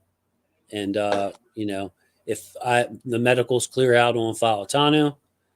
If Quinyon Mitchell lingers any longer, if Brian Thomas lingers any longer, those are guys that I would be willing to trade up and get. Like, I think that this draft is really good. You also have 7th round picks. I'm not sure what we're going to do with those. You throw those in the trash sometimes, but other times those are picks that can pan out. So I am willing to give up a 3rd or 4th rounder to move up, and we're in the range where we can almost do that at this point, unless there's a bidding war. So Falatanu, I love. Quinyon Mitchell, my cornerback 1. I mean, you just can't replace that kind of speed, ball skills, quickness. And Max Melton and him were clearly the 2 best corners at the Senior Bowl. Quinyon was dominating a competition that's designed for the receivers to get open. There's no down and distance. There's no other route being run. You can run any route you want to run, and Quinyon Mitchell was all over those guys that are in this draft. So I love him, love Brian Thomas. I'd be willing to trade up for either one of those guys if they make it past Pittsburgh here. And, of course, Pittsburgh could be looking at Barton or Guyton or Falatanu here because they need offensive line help as well, just like we do. Pick a running back. Come on. Hey, maybe they could go with Spencer Rattler or your guy Jordan Travis from Florida State. They can give us a 7th quarterback because Kenny Pickett ain't it. He's Russell Wilson ain't long for that gig. Take Justin Jordan Fields, Morgan too. off my board. Take Jordan Morgan off my board. I'll be happy. That's all I want. I wouldn't be That's ready the to trade one up guy I yet. don't want. That's right. We don't want him. Yeah, I Jordan's wouldn't going be all ready to trade up conservative. quite yet, Jason. Well, you got what, like 9 more picks here till the Ravens pick. I mean, if you have 2 or 3 guys that you like, if you have multiple guys that you like, I think moving up now is still too much. See if they Right. continue to drift. Once they get in that 4 to 5 to 6 pick range, though, yeah, you got to be. I mean, I think DaCosta would be ready to pull the trigger. Yeah, that's where I'm counting. If I had to count now, we'll see the Pittsburgh pick, but Fautanu, Quinyon Mitchell, Brian Thomas, maybe Arnold. I think he fits a little better than Voss described earlier. I think he sticks the outside left corner, zone corner. Barton, and then where it gets to Guyton, that's where I start getting a little bit lower because Guyton's going to take a year or so to develop. Cam Hayward's on the screen. Everybody hide. I think forget about Cam Hayward. I think DaCosta, this is the draft where DaCosta catches his stride. I think he's had enough seasoning. He said at the Liars Luncheon that he wants picks at a certain range, etc. And I think that this is the draft that DaCosta really earns his keep. I think he did that last year and the year before. I don't know. I agree. I think he did it the last 2 years. But this is the year where he really takes up the Ozzie mantle. The early Ozzie era where Ozzie just picked all pros every single year for 8 years running. Wait a second, though. But the Ravens, I mean, he could have done that. He already did that potentially with Linderbaum and Hamilton last year. If Zay Flowers continues to progress, I mean, I hear what you're saying. He could really have a great draft here, but I took Fatana. Yeah, I just banged the keyboard because that's the last thing I need. Now we're going to have to send Tanya Harding out to take care of that knee. 90s reference out there. Troy Fautanu is going to be a pain in our butt no matter where he plays on that line, man. What was Tanya Harding's? Who was the henchman? Voss. Was Jeff, husband, right? Jeff something. Zaribek. I think Zaribek. I think his name was Jeff Zaribek. Right. No, I don't know, Jeff. man. Jeff. I don't know, man. A bunch of guys living in a trailer. Yeah, Nancy Kerrigan, All-American girl. They did her dirty, that. But I don't know. I guess that's American dream, People try to bring you down, and you keep pulling it up, right? Right, Jason? You know what I'm talking about. Yeah, I mean, I just imagine in that story on Twitter nowadays. You imagine if Angel Reese took you out Caitlin Clark's knee or something like that, or vice versa. Caitlin Clark took out Angel Reese's knee right before the championship game. The good old days, man. When men were men and women were women, They hired a guy named Jeff to take out the knee. Your screen is real nice, but I gotta give you props. So you got the little scrolling board down here. You keep rotating up your big board. You're doing a great job giving us good content here, watching all this stuff. You're doing a great job, brother. I appreciate it, man. I'm sick of these division rivals taking players that I like. This is the 4th year in a row. I hate it. Martin Emerson in 2022, George Pickens in 2022, in 2023, Joey Porter Jr., and now here in 2024, Troy Fautanu. It's ridiculous. Why can't we just? Why do we have to win football games? Tragic, because right? John Harbaugh is the culprit. His motto is win as many regular season games as possible. Utilizing 12 personnel. Forget about preseason. Yeah. Don't forget about preseason. But nobody can be upset about the results of the last 2 seasons, right? No, we could be upset about the playoff results. We could be upset. I mean, yes, but you can't. You're complaining about the regular season last year like it was a bad thing. No. Nobody's complaining about the regular season. But I think the regular season and the postseason are a little bit of a different animal. And if you want to, I totally agree with you. I'm just joshing you. I mean, we're talking about draft. Yeah, I know, bro. No hard feelings here. No hard feelings. Okay. I definitely understand where you're coming from. when they beat KC, when they beat New England, they had better personnel. You want to beat KC, you need better personnel. I'll leave it there. Jeff Galooly. He was the guy with the crowbar. So I had to. Jason wasn't letting that go. Nah, it was bothering me. And the Nancy Kerrigan screaming why kept coming up on my options to click on. So we almost had Nancy Kerrigan yelling why in the background, which would have been bad. But yeah, look, man, let's this isn't the time, Voss. Let's not revisit the KC game. Let's not revisit the preseason. Let's not revisit the regular season. You just want to talk about the. Let's talk about the draft, bro. We got 1 year. We can come on the channel. We can talk about all that stuff. Let's just keep it draft. Let's keep it draft. Let's keep it positive. Let's keep it. You get that once you get them comments going in that direction, boss. We're in trouble, bro. We got 222 people watching right now. 222. Very proud of you guys for the content here.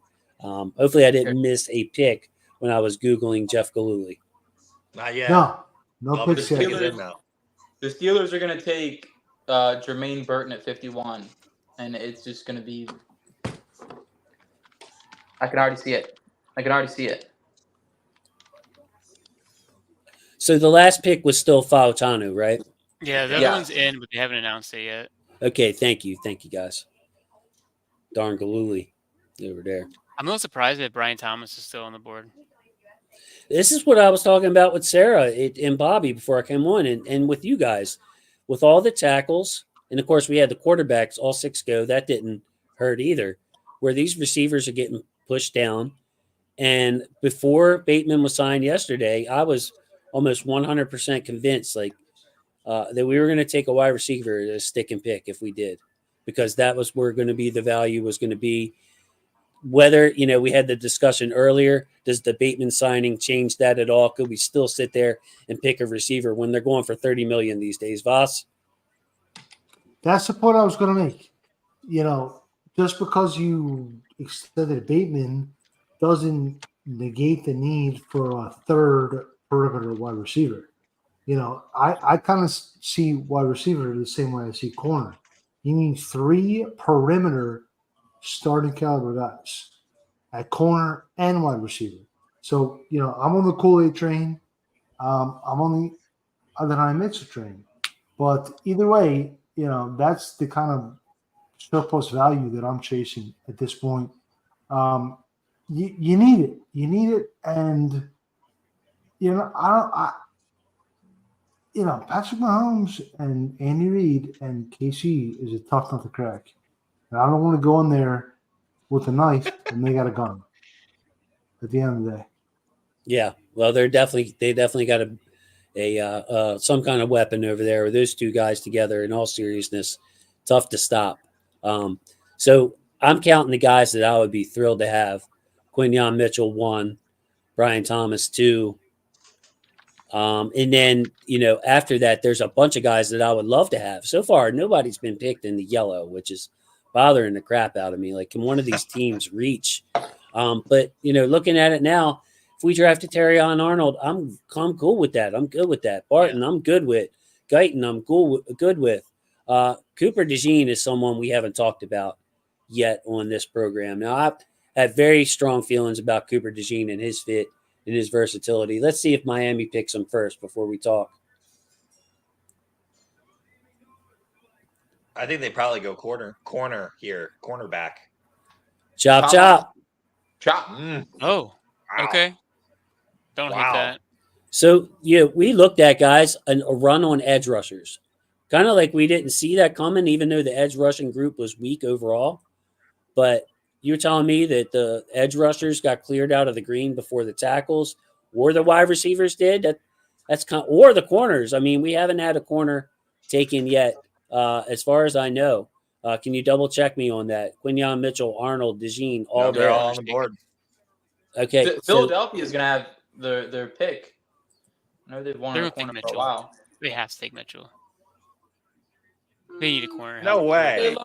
They do love Bama. You think they're going to take a wide receiver? Quinyon Mitchell. Yeah, read the initials, Quinton, Jordan. yeah, Read okay. We got to.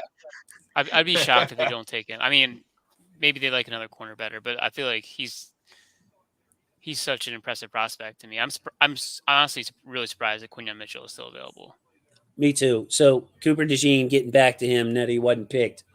I love the fit here. Like if even Quinyon Mitchell, maybe somebody I would trade up for, but if Terrion Arnold's still on the board and DeJean, I could take either one of those two and be equally as happy because DeJean, not only would he be your Kyle Hamilton backup if Hamilton had to miss a couple of games, DeJean could do that slot safety role that Hamilton does.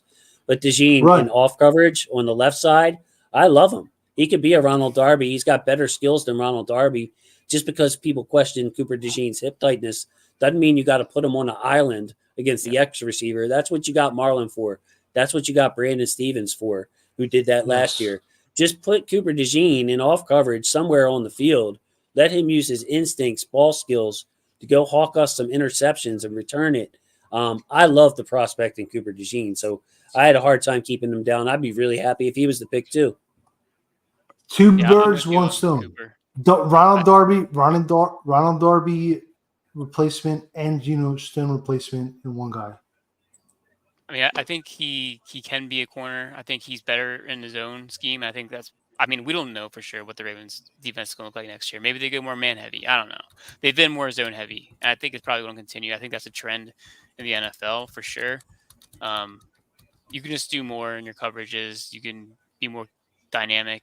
I think a guy like Cooper DeJean fits into that perfectly. And like you said, he's got safety versatility. He can play in the slot. He can play outside. He's a playmaker.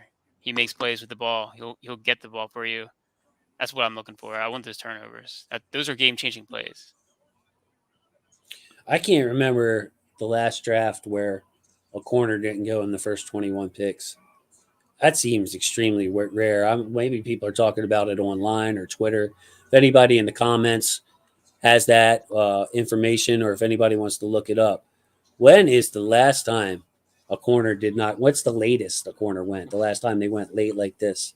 It's got to be rarefied air. And all these corners talking about how great of a corner class is. Here we go. Said it at the top. I didn't think it was very impressive at the top of the draft.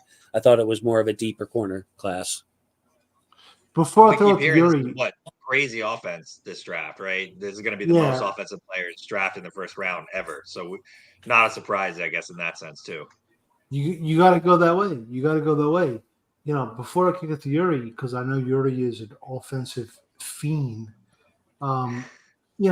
It's not the right class.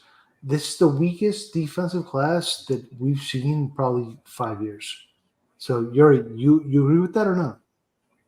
Yeah, I would definitely agree with that. And as I've been saying for 3.5 months, it's an offensive class, and that's why there's offensive players going in the first 18 out of 21 picks. You know what I mean?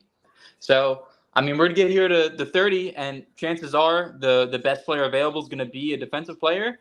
But and I think in classes past where there's been stronger defense, I think those players probably would have been a little farther down the board.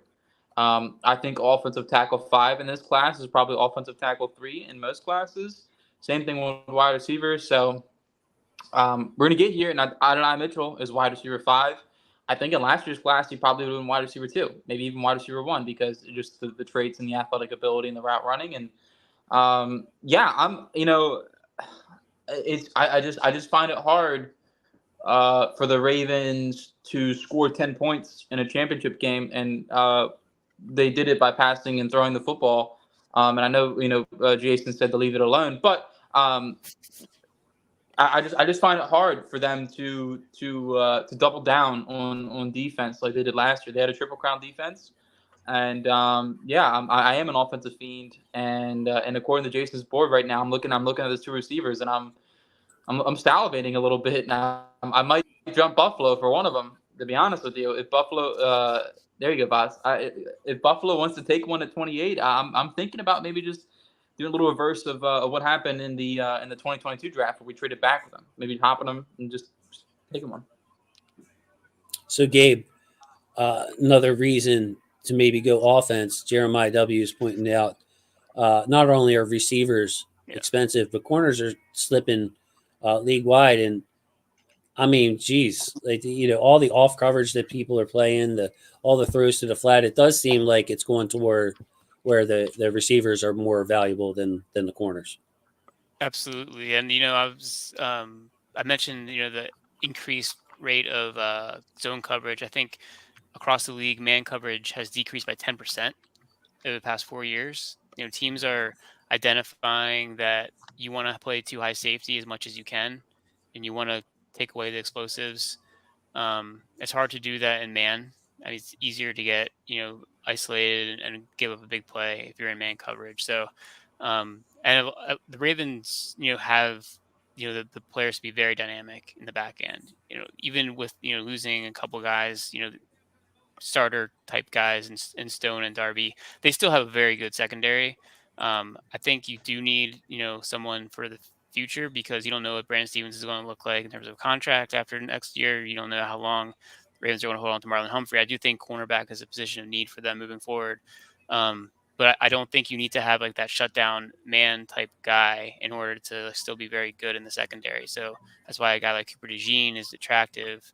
I'd be all in on him if the Ravens go that route. And I think, there's some guys I like. This is a good cornerback class. I think it's decent in depth.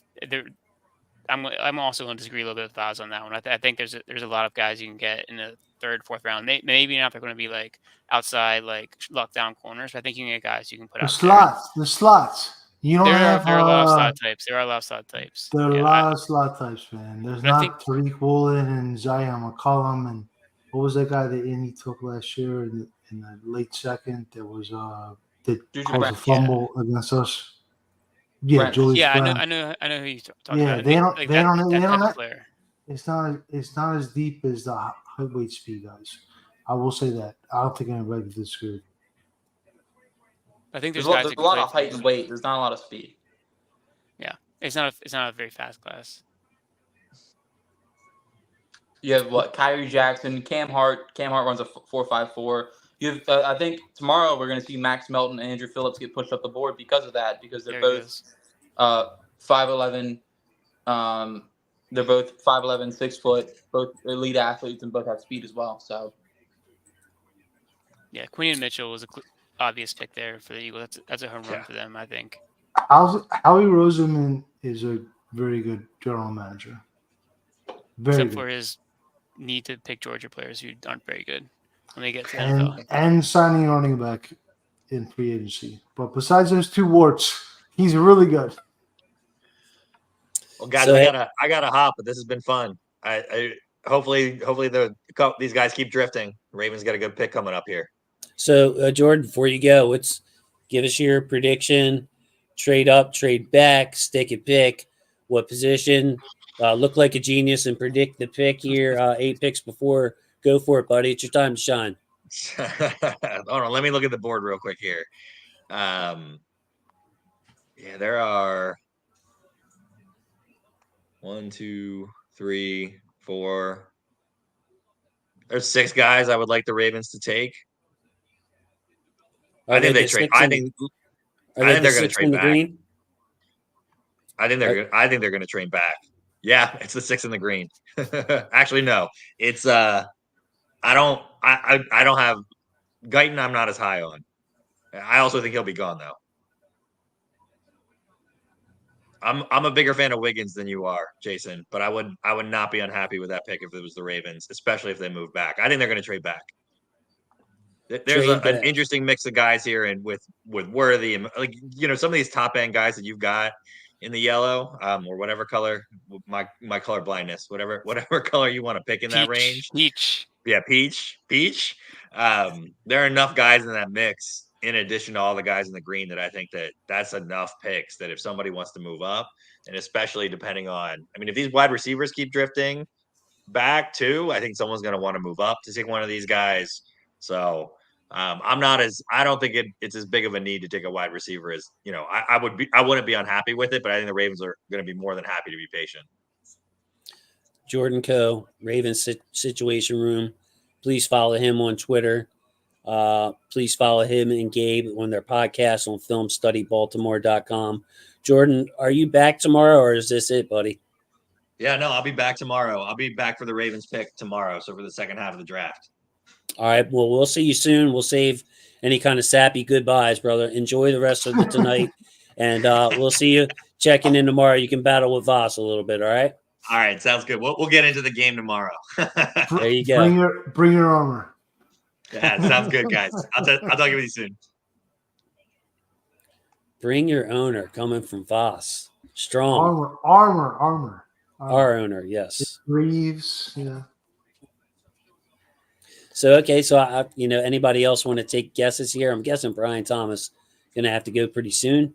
Terry and Arnold, maybe he's not for everybody. Maybe they like DeJean better. The PFF guys don't like Brian Thomas. The PFF guys hate Brian Thomas. Really? And they think they have Mitchell above him. I'm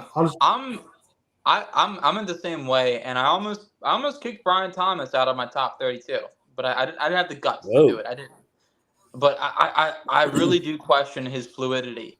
He reminds me a lot of DJ Chark, and that's just not to go chalk because they both went to LSU. But man, his fluidity just gives me pause.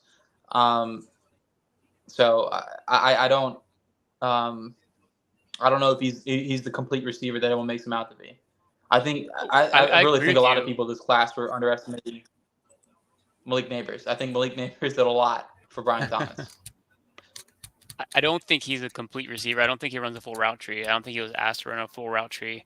But he is a big body downfield receiver, and he's good in that role. And I think that's something the Ravens could actually use. The speed, the ability to win at the catch point. I think he's got that. He can track the ball really well. So that's why I would be happy with him. I think he would add an element to the offense that the Ravens wanted when they drafted Rashad Perriman. That's the last guy I can think about that they've even brought into the building that kind of profiles in that same way. I think Brian Thomas is a much better receiver. And that's the element they need to win the playoffs. I think so. I think they need that. I agree with you. I was just talking in a league sense. Yeah. In the Ravens sense. We're all just talking here. Barbershop. Jason's barbershop. That we're just talking. Yeah. Got the new haircut. What's going on over there? Looking, I made fun of you for yours because you got too much head for your hair, but I'm thinking mine looks pretty fly. I do have a thick head. It is unfortunate, but poor mom. Yeah, poor Yuri's mom. They said, and this is off record. They said that my head was so big that they had to twist me a couple times to get me out. So, what was it? Chop Robinson was like a 15-pound baby. Yeah, it was Chop Yuri.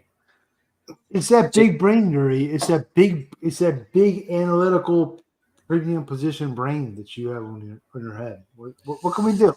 What are you gonna do? It is tough. BTJ, as I'm going to call him now, goes to the Jags. I think they have a lot of money tied up in their wide receiver room. People were projecting them cornerbacks, but they most do go expensive wide receiver. Most expensive wide receiver 3 in the league before this pick.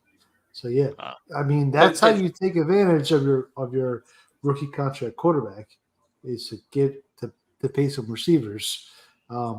Unfortunately, the Ravens didn't do that, but they still have time to atone for it. If the Ravens signed, hold up, real quick. If the Ravens signed Gabe Davis as the wide receiver 3, I'd have a problem. Just being transparent, I would have a problem with that.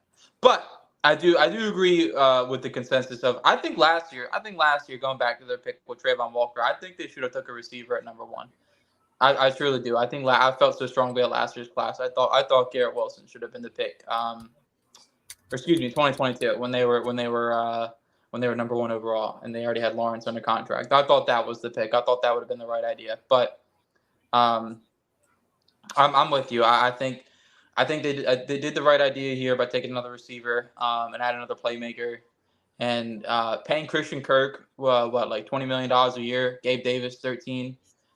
They had Evan Ingram as well, another free agent they paid. So it's definitely an interesting philosophy of pay the offense, draft the defense, or pay the defense, draft the offense. I think that's I feel like in the past with Jacksonville, they have drafted defensive players more. If you think about it, you got Trayvon Walker, you have Josh Allen, you have Devin Lloyd, you have Andre Cisco, you have there's a corner Tyson Campbell. They took a corner, yeah. Tyson Campbell. They took another corner. CJ Henderson was on them, and then they traded him. So yeah, they are definitely a pay the offense, draft the defense type team. Mm-hmm. It was about time for them. So there you go. So here we are now, pick 24. Unfortunately, the board is bone dry, but we did the bright spot. Of course, all 6 quarterbacks are go. Went in the first round. So you see the top 14 guys on the board. Everybody that's been picked has been in the green. Not one stretch, not one reach, according to the Huddled Up Films board, which again makes me look good or whatever, but it's not good for the Ravens. I would love to have a reach come. Where's the Cole Strange of this draft? Right now, Bo Nix. It's Haynes. It's Haynes. Haynes is coming. Nah, bro. Let's get a run on defensive lineman. Let's get a run on defensive lineman right here. Hey, that's not a bad idea. Braden Fisk, Chris Jenkins, of course, the guy I have highlighted here, Johnny Jerzon Newton. They're good players, and defensive linemen are getting paid now too. So a defensive needy team could, with all these edge rushers off the board, Chop Robinson gone even, with the top edges off the board, they could turn to the defensive line for interior pressure instead. We're gonna get one random defensive lineman pick in the next 3. I'll point my flag there because I think it's coming. That'd be great. That'd be great. There's a flag that has an X through Jerry Jones. That is wild. Dallas here. They feel like a Barton team. Them or Green Bay. I feel like one of the two. They go Barton, but Dallas strikes me as a little of a wild card. I know they were looking at Zeke. I'm at some point. It's just them, to be honest with you. I did put a sprinkle a little bit on Trey Benson to go in the first round. So, Dallas. I'm just saying, maybe they thought last year they were going to get Bijan, and now this year they're trying to make up for it somehow. That would be a good one. Would take that. Tyler Nubin, safety. He's not too far on my board. He's up at the top of the next column. Number 38 on my board. Maybe a team wants the schools. Minnesota's all-time interception leader. He's a ball hawk. Maybe he could go. Again, Xavier Legette. Maybe Ravens fans prefer him over some of the wide receivers I have higher. He could go. So, yeah, there's still some wild card picks available. Samer still, yeah. He's going to go. Somebody's going to say, we want to establish a culture of top G slot corners. And you know what I'm talking about, Yuri. We already have the top G. You already have the top G. Not us. I'm saying another team's going to say we want to get that character in our locker room. Wow, what do you think, Gabe? You agree with this? I mean, I think if we're talking about like kind of the guy who's going to come in and like change the culture and be like a leader and all that stuff, I don't see that coming from a rookie pick. That's not where that should come from. I do think you can get, quality players that maybe are unexpected.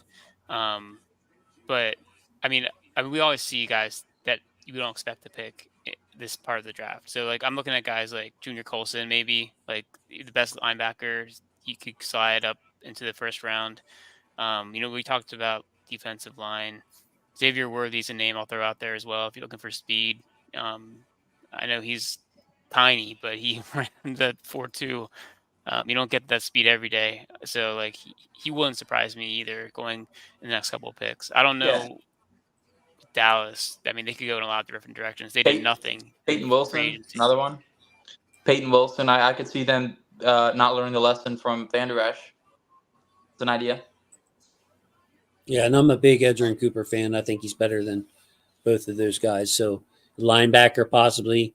Yuri threw out a running back, a defensive line. I like that idea of us because he said the other guys on the front center are gone with the edge rushers. Detroit Lions. Defensive line. Defensive lines are It's scared. no. This has got to be Arnold. This has got to be for Terry and Arnold, or maybe even Cooper. Maybe Cooper DeJean is their guy. Johnny Newton. Nah, they signed DJ Reader. You can never have too many pass rushers, Yuri. Johnny Newton's a defensive tackle. 10 years from now, you'll understand. 10 years. Also, I wanted to say earlier is how about Mike McDonald getting Byron Murphy? He's going to deploy that 4-2-5 with him and Leonard Williams. It's going to be madness. Madness. I mean, he's a disruptive player. I mean, he could be your Justin Madubuike for sure. Hey, guys, I need to make an announcement. Neo's, this is the third time he's done this, telling us that Arnold is gone. He told us Quinyon Mitchell was gone. He was right. He told us that Brian Thomas went to Jax. He was right. So, Neo, I'm going to ask you to stop doing that to ruin our coverage. You can go ahead and do that on social media. So I'd just like to ask you politely, just let us talk about the draft on our own time and don't spoil it for anybody who's watching live. You're not having Shepherd. Yeah. Rather boot you. I have a godson named Neo. His name is Neo Cleese. But we will still boot you. Out of respect for Jason. That's all good, man. I'm not going to go on a diatribe like my buddy Ken, but I don't like spoilers, man. I like to kind of watch it like I always have. So it's all good, bro. It's all good. That's why I didn't want to come off real mean, man. I appreciate your support, but yeah, just trying to get into a little system and rhythm here, and with our trying to direct the conversation the right way and stuff. So I appreciate you, brother. Love you. I appreciate that. But yeah, man. So but Terry and Arnold to Detroit makes a lot of sense. Neo is going to be spot on again. I kind of see. They need a corner bad, so I think he was the best player available, so it made sense for them to move up and grab a guy like that. I'm almost surprised though, Gabe, that they didn't go with DeJean because of that Lion mentality. And DeJean's just such a hard charging Jack Campbell, Brian Branch type, Jahmyr Gibbs type guy. I could have seen DeJean going to Detroit too. I think he could play for a lot of players, a lot of teams, and be a good addition. So yeah. All right. So where's our offensive board looking? Jason, Yuri, Gabe, and where's the cornerback board looking? Because that's kind of what I'm.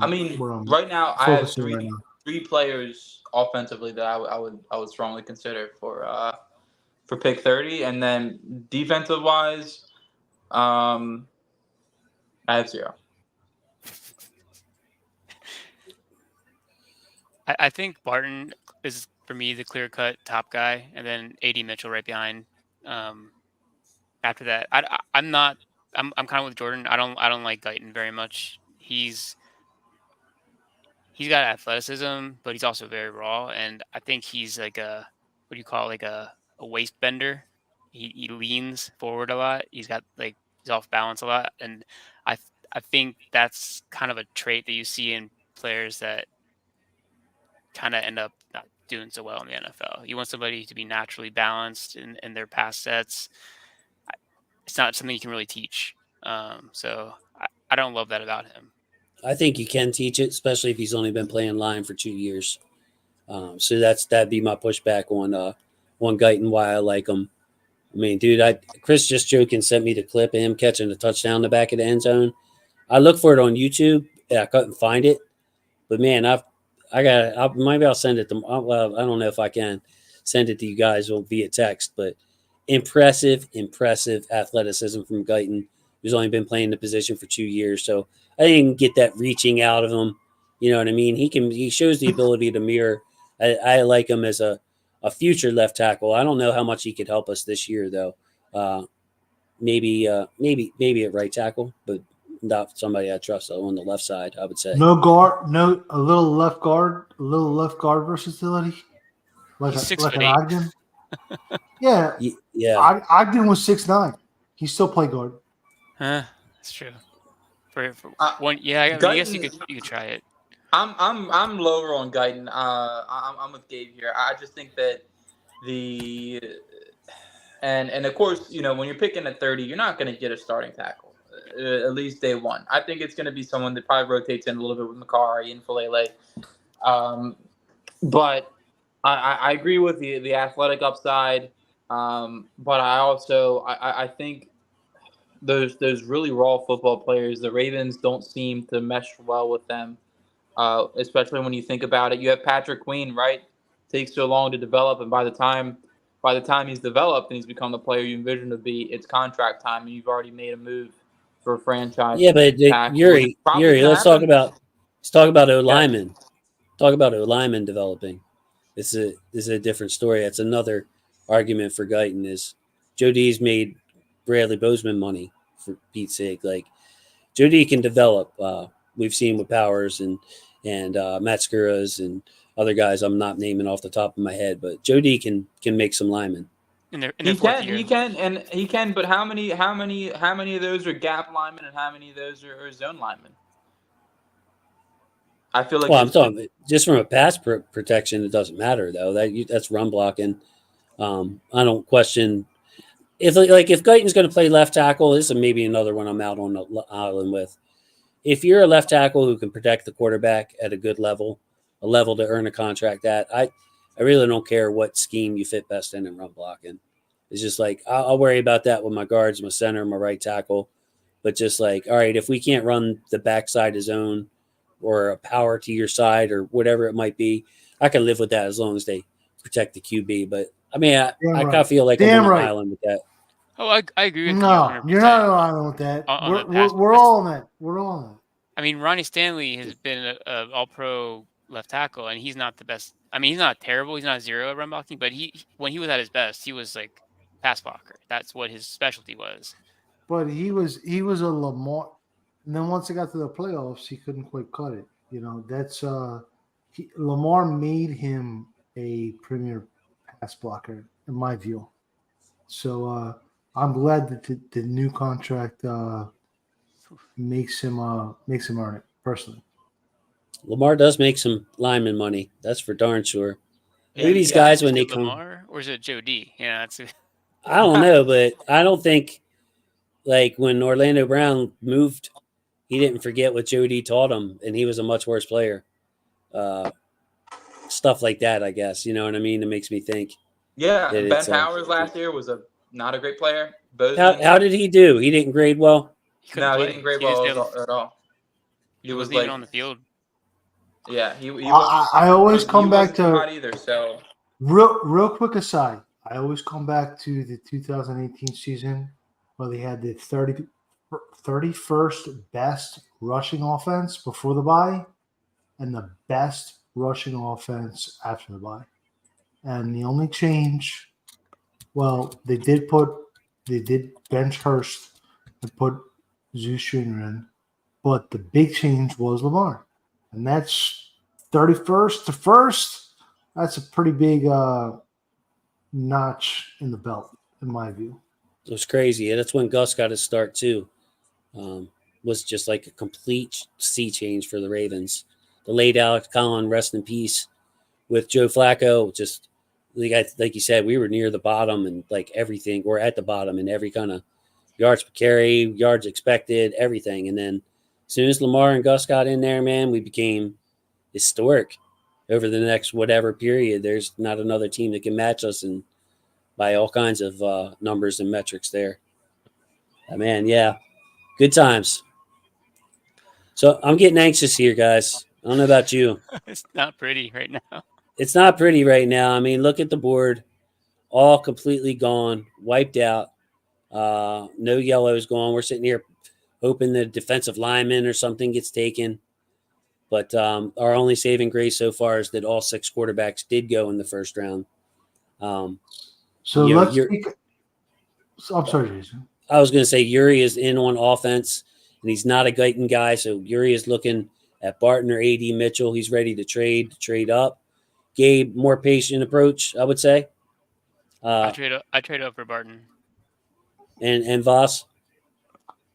I want to kick around the idea of Kingsley. 130, 113 Voss. I'm kind of partial to Kingsley at 30.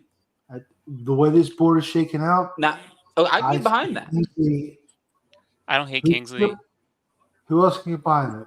I think he is starting tackle upside for sure. He's got the I think I'm with you. I think day one Kingsley Sumatai can come in and play tackle easily. It's day one starters at edge and tackle.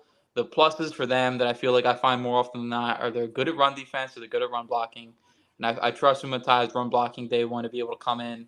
And then to Jason's point, Coach Alessandris, to be able to develop him as a pass protector. I feel very comfortable with that. And he has played guard and he has played left tackle as well. So I do like him to be able to spot you in case you need it. Yeah. Who did the Cowboys pick? Not sure. I'm counting on you guys for that stuff. My bad. Guy we haven't talked about. First guy in the peach, yellow, orange category. Jackson Powers Johnson. A center by trade. He also has played some guard. My analysis on him, his temperament, it'd be like having two Linderbaums there. You would have Linderbaum at center and then Jackson Powers Johnson, another version of Linderbaum at guard. The difference is that Jackson Powers Johnson is a much more powerful player, a pancaker. You come around and you try stunts and you loop around, you're going to get your head knocked off. Not as mobile as Tyler Linderbaum, but the same play demeanor, could have the ability to play right guard for you and really lead your rushing game. How do you guys feel about Jackson Powers Johnson? If he doesn't get picked right here for the Packers, let's wait for their pick here. Okay, we have good news for those who were scared of this guy. Jordan Morgan off the board. We have our first guy from the Peach Show. Thank God. That's the one guy. Amen. That is the one guy Yuri and I did not want. I got to stand up. My God. I'm going to do my Greek cross 4 times. I didn't love Jordan Morgan, but I would rather have him than Jackson Powers Johnson just because I think you have the potential versatility to play tackle. And I don't think, Powers is just an interior guy. If I'm picking in the first round, I want somebody I think could at least maybe give me some reps at tackle. He's athletic. He's got good size. He's just got short arm. Compare him to Kingsley. He's not as good as Kingsley. I know, but what is his upside? Well, I think right tackle is the upside. I mean, he can move well. I think he has an ACL injury, which I think is a negative, and I think that he's a guard. That's also a negative. I don't know. How about a tackle? Compare him to a lower tier tackle. I would take a lower tier tackle over a guard. That's just kind of, I'm a strict positional value guy. So, Jason, what do you think about Kingsley? You like him here? Are you skeptical? I want to hear Jason's thoughts on Kingsley. Yeah, I'm skeptical of him as his footwork, his being heavy-footed. I think the talk of him being a left tackle is a little pie in the sky-ish. So when I compare Kingsley as a right tackle to Jackson Powers Johnson, that would be I remember I had a tweet that I put out a couple of years ago. The Ravens had back-to-back first-round picks 2 years in a row. First pick was the positional value guys. It was Bateman and Oweh. Second year was Kyle Hamilton and Linderbaum. And I asked people, and Voss, I think you were in on this, which class will Ravens fans look back at more fondly in 5 years? And the majority of guys were like, it's the receiver and Bateman and the edge for player and Oweh, and completely dismissing Hamilton and Linderbaum because of their positions. So I say that to say this. Jackson Powers Johnson will be a better player in the National Football League than Kingsley Suamataia. So if you give me the chance of a dominant guard and an average right tackle, I would take the dominant guard. And that's kind of how I feel about Jackson Powers Johnson. Who gets paid more? You're where are you at? I'm with you, Voss. I like Kingsley. I'm in on him. I just think that and not that I think to answer your question, a dominant guard would get paid more than what I feel about Kingsley as a tackle, a right tackle. I mean, guards getting money. Guards are getting 10, 12 million a year now. They actually surpassed. average. Real quick, Gary. They actually surpassed cornerbacks. Interior offensive linemen surpassed quarterbacks for the most surplus value this year. First time they ever did was this year. So I'll just leave it at that. Yeah, skip right there. Skip Van Meter. Morgan gone. God loves us. Boss, let's take a moment. Huh? Let's take a moment. Big moment for Skip, bro. That's a strong take. I love it. And then Jim, 20 eyes, by the way. That's Mr. Katz on Twitter. If you guys know Jim, awesome person and great writer and draft guru himself. He's a little shy, but I would love to have Jim on. Kingsley lacks awareness. Very true. Like I don't know. Like I think Kingsley's upside is good, but I don't think it's left tackle good. And again, I think that if you have a decent right tackle with Lamar, you're fine. You don't need a stud superstar because people don't rush Lamar from that side like they do other quarterbacks. So it's more of a an organizational fit type thing for me. Jordan Morgan scared the daylights out of me because I don't know if he could have played guard. I would like to say he could. Right, it's a projection. But he only played left tackle. He's like a man without a position. He's in no man's land. He could be, right. Yuri, tell Jason why Kingsley is better than guard. Kingsley is better than. I mean, we just had this. I think that. Well, to be honest with you, if we're getting crazy, and me and Jason are clearly very, very different. Get crazy, bro. Get crazy right now. We're like 4 picks away. Get crazy. I'm looking for him. Who? A player. Yuri. Yeah, 54. There we go. Yeah. So, I'm just slightly entertaining the idea of trading back and then whatever early second round pick we have taking Amagaje. Okay. If you really want to put faith in the coaching staff and Joe D'Alessandris, 36-inch arms, the power profile. He's played left tackle. He's played left guard as well. Hell of an athlete. Really good run blocker. Pass protecting chops. I mean, he did, Jason, and we had this conversation before about the lower competition. He dominated the lower competition. He really did. I mean, he really would physically impose his will on players. And it's just that is the bar to clear. If you're a projected higher pick and you don't dominate your competition at a lower level, then who says that you're going to be able to play in the SEC and do the same thing? So his was really tough, Yuri. I mean, I don't know if I have him in the right spot. Like that, Kieran Amagaji he just wasn't tested. It wasn't like Kyle Duggar where he come from a small school and you could see him fly around and hit. Like I'm watching Amagaji block Holy Cross and Dartmouth and Morgan State, and it's just like, really a 230-pound edge that can't move, and has no bat. Like I said, it's different for a defensive player. I felt like I could get a feel for how he moves and how he plays. But Amagaji, I have no feel for. I mean, it wouldn't surprise me if you're right and he ends up being a nice project within a year or two. He turns himself into a really nice tackle, or it wouldn't surprise me if he's a bust, can't play because he's never seen a pass rush. We've never seen him against anything like an NFL rusher. And Graham Barton has gone off the board to the Tampa Bay Bucks. They list him as a center on the screen. Position flexibility, awareness, comparison to Mitch Morse, Buffalo Bill right there. Ryan Jensen. I feel like that's a pretty good 1-for-1. Yeah, I don't know about Jensen. Jensen had a little bit of a little more after the whistle than Barton did. No. But they both play tackle. Now they're going to play center. I feel like Gabe probably appreciated the after the whistle protector quarterback,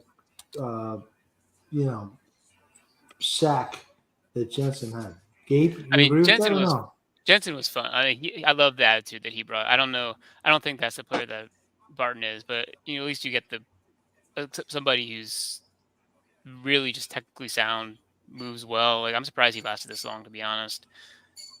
Yeah, I think he's going to be a starter from day one too. Like he's not going to be taking any time to develop. I think you could play him anywhere along the line if you needed him. So I'm actually surprised that like Morgan went ahead of him. I thought that was a big surprise to me. I was kind of hoping that he might for some reason be falling all the way down to 30, but it's not happening. I think that's a great point. I was talking with Chris, just joking. I asked him about this tweet he put out, which I'm not going to really go into, but it was a Jordan Morgan versus Graham Barton comp. They're both the same height. They're both the same weight within a couple of pounds. They both have 32 and 7/8 inch arms. Yet people are like, Jordan Morgan, he's my tackle. People are like, Graham Barton, he's got to move to center. And it's like, what's the difference? Like, I thought Barton was a much better player than Jordan Morgan on tape. It's in my opinion, it's the power. It's the power. It's the ability to be able to re-anchor. Jordan Morgan, man, I just didn't see him be. He let guys get into his chest and he couldn't re-anchor. Got a peach player. Zone got another peach player off the board. I'm gonna say it's Wiggins. I'm gonna guess it's Wiggins. I don't know who it is. No, I'm gonna guess it's you're Wiggins. wrong. You're wrong. First It of all, is Chris, a polarizing player, somebody that Dev, who will be joining us tomorrow, really liked. This was a Dev guy, Darius Robinson out of Missouri, a tweener. Amen. Amen. Those are two Ravens back to back outside of Barton that I was hoping did not make it to us. So just to give the profile on Darius Robinson, somebody that the Ravens could have been targeted. There was late chatter about him. He played for 3 years on the inside, was not productive. They kicked him out to the outside, and he took off this year for Missouri. It made me skeptical. One thing I was saying with Bobby and Sarah before we started was the 1 year wonder type profile always kind of scares me off with some prospects. He's not big enough, really strong enough to anchor. You can see his defensive tackle play from 2022. He wasn't on the draft radar. They move him to edge. He's a big, powerful edge. He goes to the Arizona Cardinals.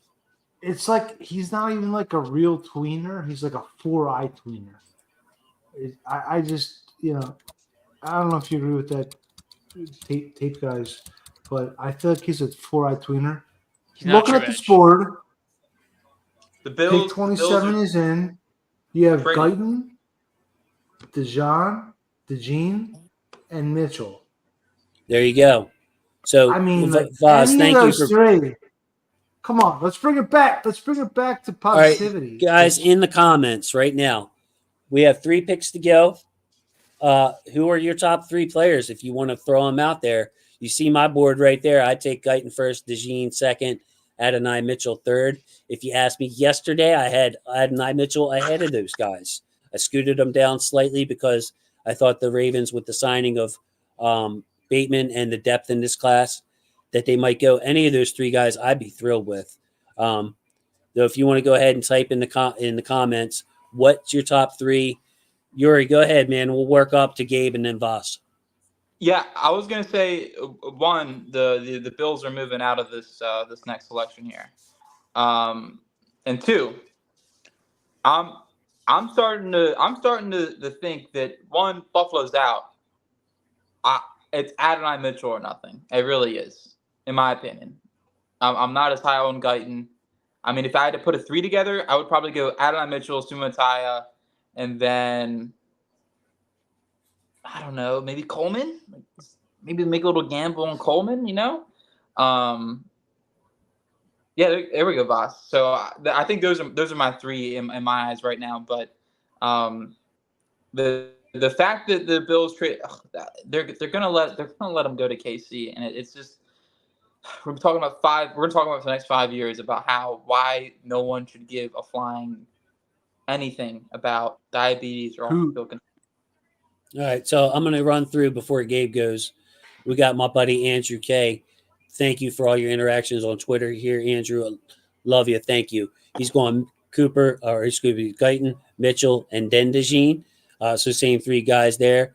Cristiano, Guyton, DeJean, or Powers Johnson would be great. Looking for some help, a good mix of guys. Skip, man, you've been an MVP tonight. Appreciate you, bro. DeJean, Guyton, Mitchell, but he expects the Bills will take Mitchell. Savage Neo, thanks for sticking around, brother. Appreciate you very much.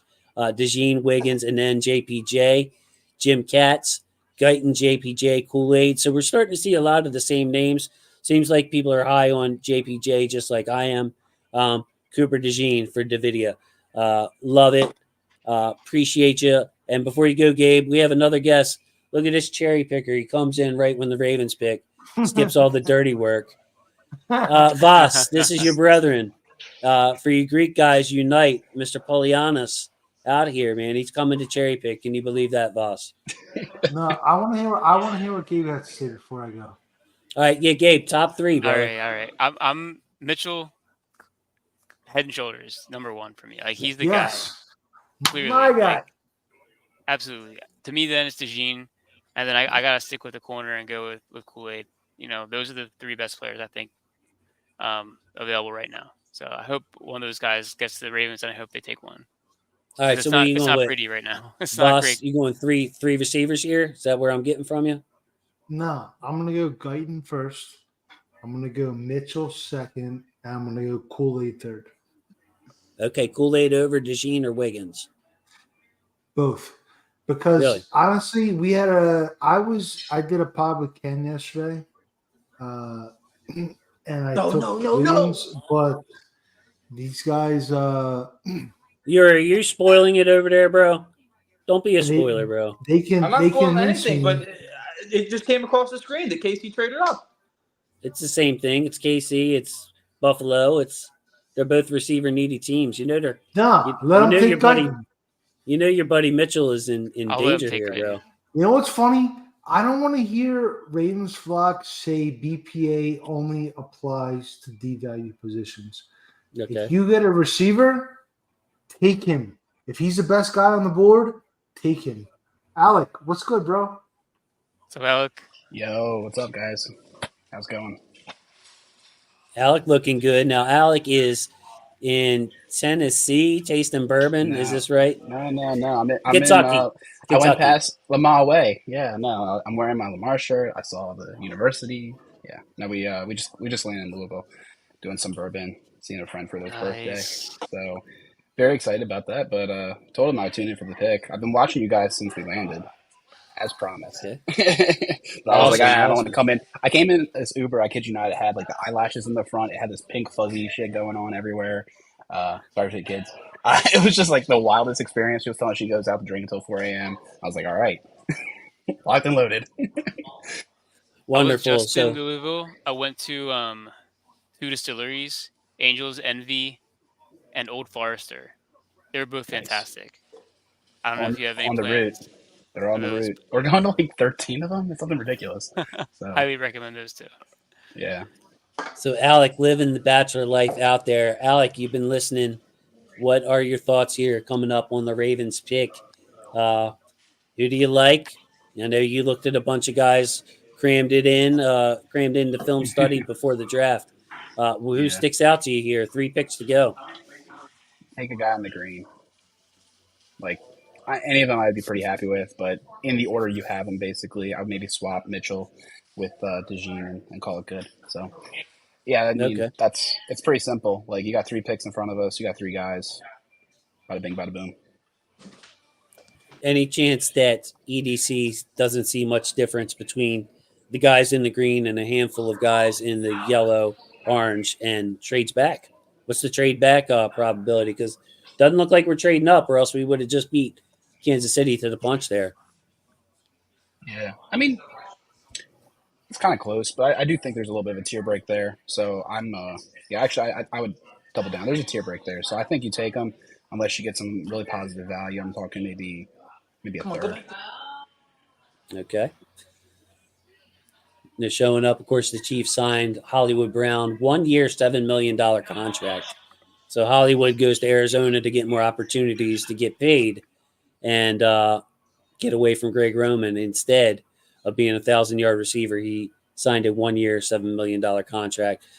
Patrick Mahomes may help him parlay that into a big contract, though. So I heard they're going to trade Hollywood to the Chargers.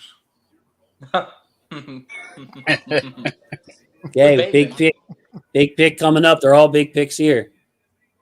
I got to close out of Twitter. Yeah, Or don't look KC at go that, Worthy. man. I would see KC going Worthy, to be honest with you. If the diabetes thing and the They're going Mitchell, bro. They're going Mitchell. They're going No, Mitchell. man. They love speed. They love it. Mitchell has speed? He does, but Worthy's got 4.21 speed. They could use all kinds of receivers. He was like 4.37 Mitchell. I mean, and he's like 210 He was pounds. 4.33. He was 4.33, if I'm not mistaken. 4.33. Fifth highest best RAS, right? Right of all time. Yeah, I'll continue championing that. Here, so if just we'll see what happens. Mitchell's the man, bro. I love AD Mitchell. Man, if he's there at 30, man, I don't care. I really don't care. I'm gonna be pissed off if they get Mitchell right now. I'm telling you that. We're not gonna beat them in the AFC Championship game if they get Mitchell. I'm worried. What if they get Worthy? You think they beat them? No. Yeah, here we go. Steven's gonna press Worthy. Well, here we go. They did not take AD Mitchell. They took Mr. 4.21. Come on, Xavier Worthy. Come on, they did in fact value the fastest man to ever run in the combine. It's like this Holy Roller Church is on Sunday, man. I'm ready to run. Come on. I just lost a prop bet. I bet that AD Mitchell will be picked before Worthy last night. I didn't. You just drafted Mecole Hardman again. Yeah, it's Could right. be. It's a very good comp. Shout out to Skip once again, MVP in it tonight, man. Another good call. And Molten Hawk does realize, Alec, cherry picker coming in for the good part. He's flying to Kentucky. He's tasting bourbon. He's visiting Lamar's campus. He's sipping out of fancy glasses, and he shows up with 273 people watching right now. Thank y'all. 273. That's probably the highest I've had on my channel. So really appreciate everybody coming out to support. And Yuri, well, we got our choice of some really good ball players right here coming up. One pick away, only one more pick before the Ravens pick 29 coming up soon. So my stream is taking 50,000 seconds to refresh. Who's at 29? Who's picking before us? There's two Cowboys. guys. Guyton or Mitchell. Cowboys are No. Who's the team at 29? That's what I want to know. It's the Cowboys. Guyton, they love Oklahoma. Come on. You love Oklahoma. Take Guyton. Guyton or Mitchell. It's a win-win. Or if they take DeJean, then it's just the two best offensive players, which I'm fine with. How many slot corners can you roster? So for the longest time, this board was looking just so straight up, and it still looks pretty straight up. Yeah. But it didn't take much for it to break. I mean, just a few guys in the yellow there, and guys that we covered here on the show are right there for the picking. Dallas has been tied to offensive linemen a lot through this draft, so we'll see. They do have CD Lamb on the team. Michael Gallup out. I believe they brought in another receiver to replace him.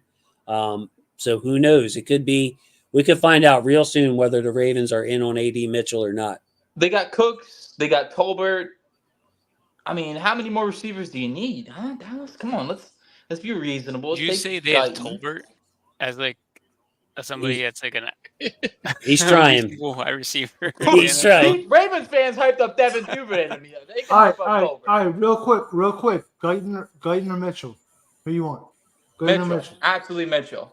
I'll take either one and be happy, bro. I'll take either one. I'm kind of bent on getting an O lineman. So I was about to finish. I'm bent on getting an O lineman, so it would be Tyler Guyton for me. I'm higher on Guyton, much higher, different tier than Kingsley. If we went offensive tackle with the first two picks, I wouldn't care. So yeah, man, I agree. But if we take AD Mitchell, he's a player I'm so high on. Here we go. Cowboys up. Okay. So, Tyler Guyton off the board. Come on. Don't Cowboys believe in Tyler Guyton. Go ahead. Here comes the trade back. Do you have something?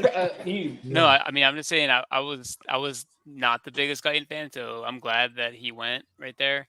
And give me AD Mitchell.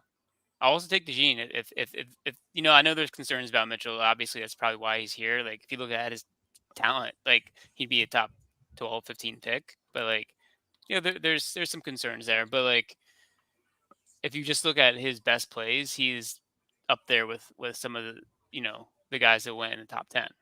Let me make a quick point. What is the purpose of drafting Red Star team captains if you can't incorporate a guy and turn his head straight? You know, that's kind of what I am. So I'm all about Mitchell, but I like DeJean too. So either way, I'm good. I'm looking to go offense here. DeJean is a really nice fit. If we pick him, I'll be extremely happy because our secondary would be back up there with one of the better ones in the NFL. I don't think Brandon Stevens' year was a fluke. So you have Brandon Stevens, Marlon Humphrey, Cooper DeJean, Marcus Williams, and Kyle Hamilton. Not to mention a depth player like Millette in there. It would be an awesome lockdown, but give me A.D. Mitchell in this scenario, even though I have him at 20 and DeJean at 19. I've rethought that. I would love the big receiver. Jackson Powers Johnson, I would also love that pick. To me, that would really secure the line and do us a lot of favors heading into round 2. But hey, pass offense wins championships, and we have never since the Anquan Bowl and Jacoby Jones, Torrey Smith days have had a top 13 wide receiver core. We've had Sammy Watkins, we've had Miles Bateman, we've had Hollywood together. Just A.D. Mitchell, Zay Flowers, Rashad Bateman, Nelson Aguilar, Mark Andrews, Isaiah Likely. I get it. I'm with you. I love DeJean so much. I really do. I think he's a great football player. But man, the diabetes thing, the off the field thing, man. What is the point of having a locker room culture and being a locker room coach if you can't get someone in there and integrate them? If he has diabetes, we have a guy with diabetes. We have Mark Andrews. They have it. They have it right here. And I swear to God, I'm going to have an aneurysm if they do not take A.D. Mitchell. I will. I really will. Well, the pick's in. They're doing it. They're doing something. The pick's been in for a couple of minutes now. Pick is in. So, yeah, big news right there in itself. The Ravens are not trading back. Their guy. Shotty looks happy. The board's on. The board's on. Yuri, I just sent you some nitroglycerin. So to stave off your heart attack. Yeah, and Yuri, let's keep it clean. We keep it clean here. But yeah, I spent no customers during that. I didn't know. Yeah. Well, I mean, just trying to keep it cool. This might be a reaction right here.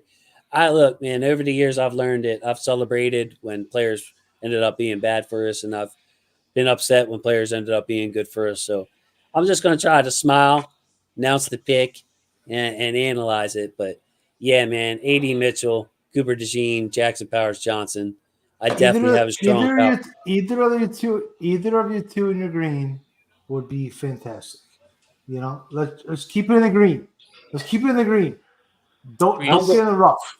I'm going for them, and then plus I think that I like DeJean better than Wiggins. I like A.D. Mitchell better than McConkey. So I'll give you Jackson Powers Johnson too before it starts getting into, man, I really wouldn't have went that way. Because we don't know what the Ravens are thinking for the rest of the draft, free agency, that kind of thing. Maybe they covet a corner here and they have another plan at wide receiver. Maybe A.D. Mitchell is just not for them. I don't know. DeJean, Mitchell, Jackson Powers Johnson, on tape, those are the best 3 players from what I saw. The only other guy I would think about here is Johnny Newton, just because you could have a defensive line like that super disruptive. And they got a couple guys who are going to be. Here we go. Goodell is out. Do you guys want to hear it for yourself, or should I announce it? I like to hear it for myself. Sorry. I want to hear you announce it, Jason. I want to hear Jason serenade me with the pick. Well, it's not who I wanted. Yuri, brace yourself for impact. Nate Wiggins. It's Nate Wiggins. 4'2" corner. Tall, slender. Good player for sure. I love the board. But I kind of like DeJean. I guess that the Ravens felt like as a pure corner, Nate Wiggins is the best in this draft. They do go corner. They do go for Nate Wiggins, number 24 on my board. React. Go for it, guys. I love this pick. Corner was the biggest need last year. It remains the biggest need this year as far as plug and play. You have 2 to make 2 as far as boundary cornerbacks. You have 3 to make 2 at offensive tackle. And, obviously the offensive line board got wiped TF out. And I'm very happy about this. I was talking about this in our GC area last night, and I will stick with it. I am happy you get a sticky man cover corner. That's the Ravens way. Dwayne Starks 2.0. Let's go. He wasn't my favorite corner on the board. I think he has the traits that you look for. He's got speed, right? Like that's something you like in NFL cornerbacks. He's a little skinny. Maybe he can bulk up a little bit, put 5-10 pounds on. But I agree with the position. You need the position, right? He's an outside corner. He can play in the slot if you need him to. Ravens have a pretty good track record of drafting cornerbacks, so I'll trust their judgment on this one, and it's definitely like position of need. So a couple of notes here. If you believe his 40, which I do, I saw the 4.28 play speed on tape. His 10-yard split was 1.59, which was pretty slow. There's a ton of corners. Everyone on the screen that I'm looking at right now had a faster 10-yard split than Nate Wiggins. Yet he ran a 4.28. That should tell you a little bit about how he's speed and how he moves. So you're looking at a guy who's not quick, but he's very, very fast.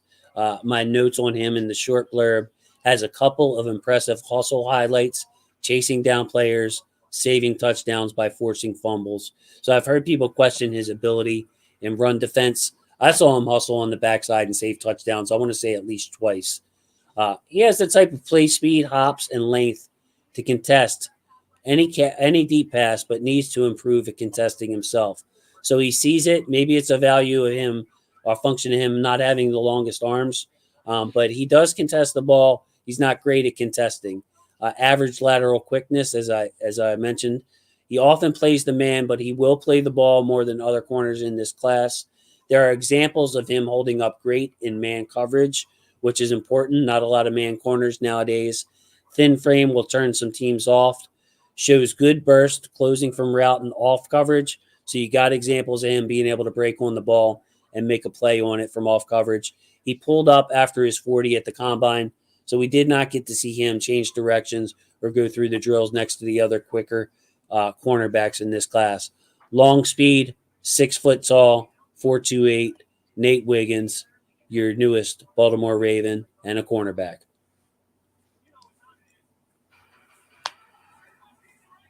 Round of applause.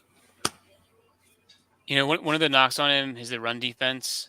The ability to stick his nose in there, get dirty. I don't think he lacks for effort necessarily.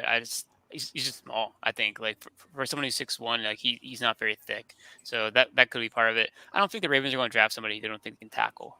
So I'll put that out there. Just listen to Zach Orr about how he wants to play defense.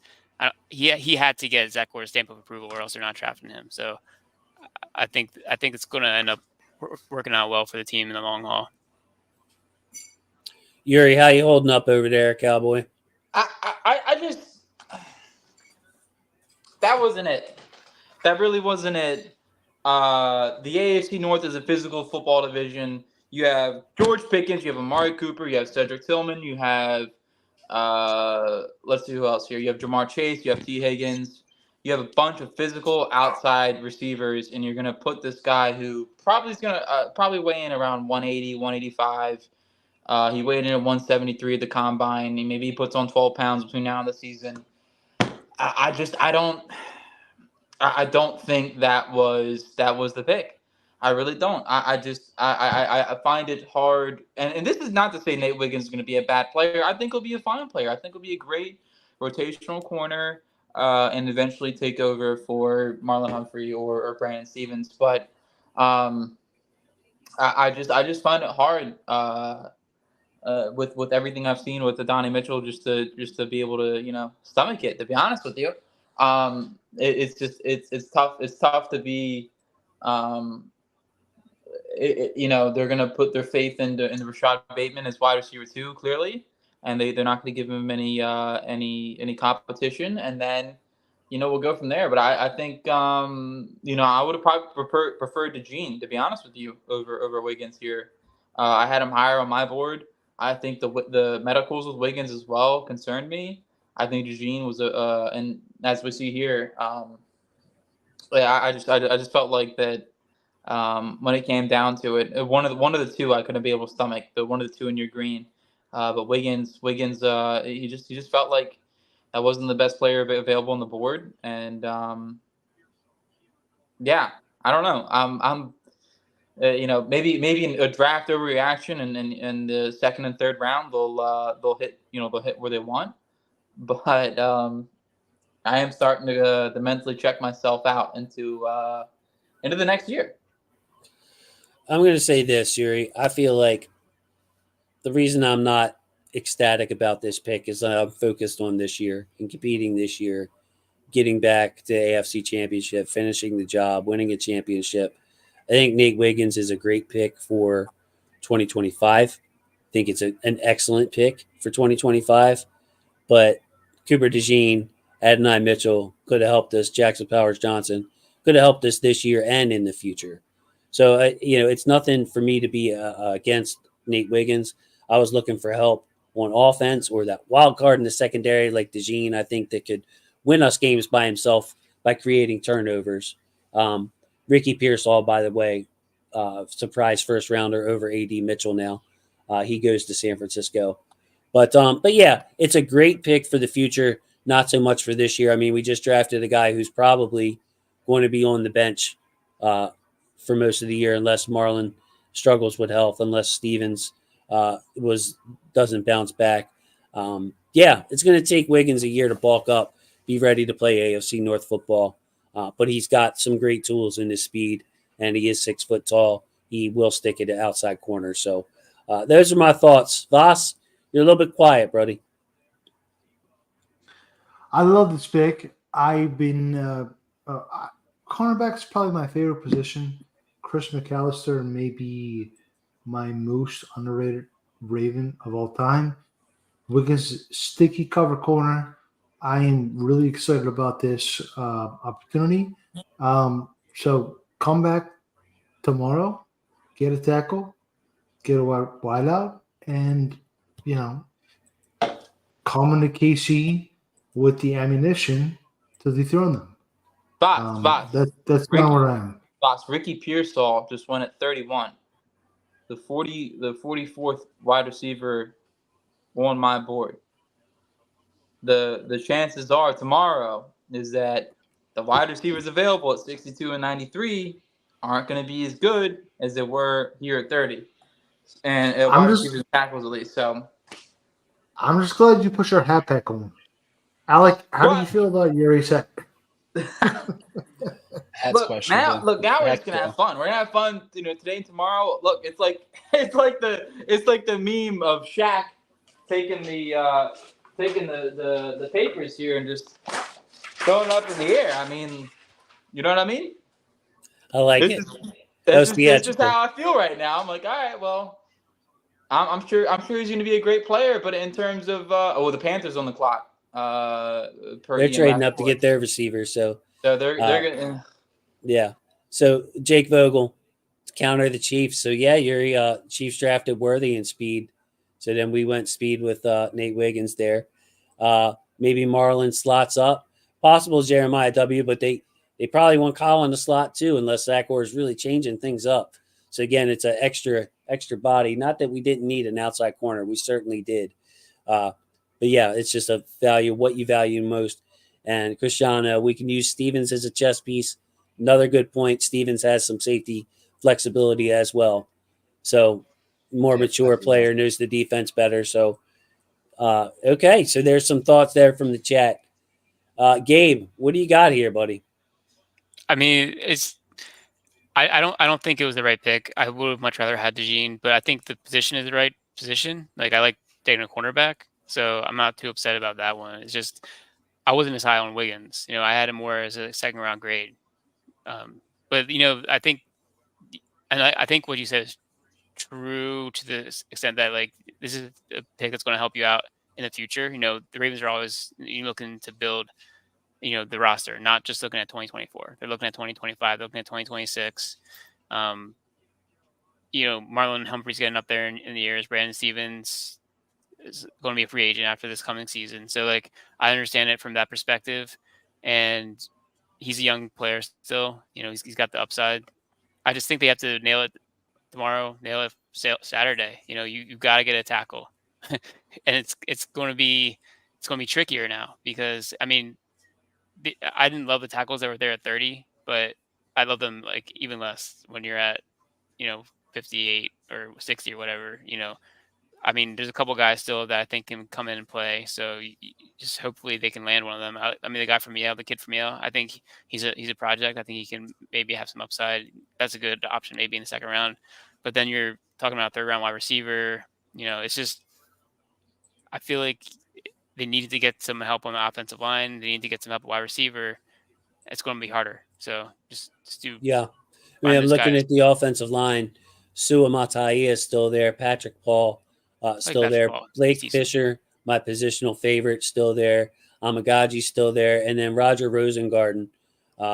Michael Penix's blindside protector. When they brought Penix in, they moved Rosengarten to right tackle to protect his blind side. Those 5 guys, although I like the first 3 better than the second 2, could all be there. Well, 1 or more could be there at 62, or maybe they would have to trade up. And of course, the trade up value is a lot less now. But I wanted to bring this up. I think Neo made a good point, and this is what I would, as Yuri's friend, seriously, like if Yuri's my friend, we're sitting here drinking beer, and Yuri's unfiltered right now. This is what I would stress to you, brother. Bills traded back twice instead of grabbing a receiver. The fact that AD has fallen probably means the character concerns worse than we thought. It's very true, brother. Like, we can look at the tape. All we have to go off is the tape. Like, if AD Mitchell is off team's board for some other reason, I would just say just chill on it for now, man. We could look back and both of us would be like, oh, man, AD Mitchell was definitely the best receiver out there. But it's time for me to, like, with the George Pickens things, he was never going to be a Raven.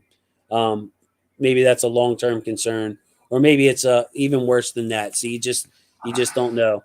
That's all I'm going to say, man. Jason, he wasn't going to be a John Harbaugh Raven. There you go. Brian Billick Raven? Probably. But that is what it is. And Leggett sneaks in again. Just to add to this point, Leggett gets picked now over AD Mitchell. So Mitchell got passed on for Worthy, Pearsall, and Leggett all go before Mitchell. Sounds like a little bit of value. Sounds like a little bit of value to me. There you go. Buffalo's probably going to take him tomorrow at 33. Buffalo's got 33. Yeah, Buffalo traded back, what, twice? You're right. Yeah. Yep. I just the character concerns, unless he's done something horrendous, it just I really don't put a lot of weight into it. I really don't. It is wild though that you have to admit that the Leggett and Pearsall gets picked before you. Worthy's one thing. I mean, I like Leggett, I like Pearsall, but for those guys to go ahead of Mitchell, that kind of does raise my antenna that there's more that might meet the eye with Mitchell as a profile. Yeah. It's work ethic. It's work ethic, guys. You either have. I kind of feel like you're maybe brought up with. Alec, you could probably relate. We're immigrant Greek families. You either have work ethic or you don't, and that's not necessarily something you can teach. That's the way I kind of see it. But all the off-field stuff, who knows? Ray Rice was a model citizen, and then he had a bad elevator ride. These kind of things happen. You can't predict that, but if a guy doesn't want to work, I can appreciate the team passing on him if he just doesn't have the work ethic, personally. Well, for me personally, I think one of the most like overrated niches in football is that whole saying that they put on like every high school shirt. Talent, the one talent is only talent when it works hard. I think that's one of the most overrated things in football. I personally, and I can go down the list of receivers that are just naturally talented and maybe not have been the most hardest workers, but they ended up being successful NFL players. So, oh well, they're going to move on from him. And to Gabe's point, hopefully they can get a tackle tomorrow and a receiver. But chances are, is all 31 other teams know that they need a tackle and a receiver, and then teams are going to move up, and it's just the nature of this draft.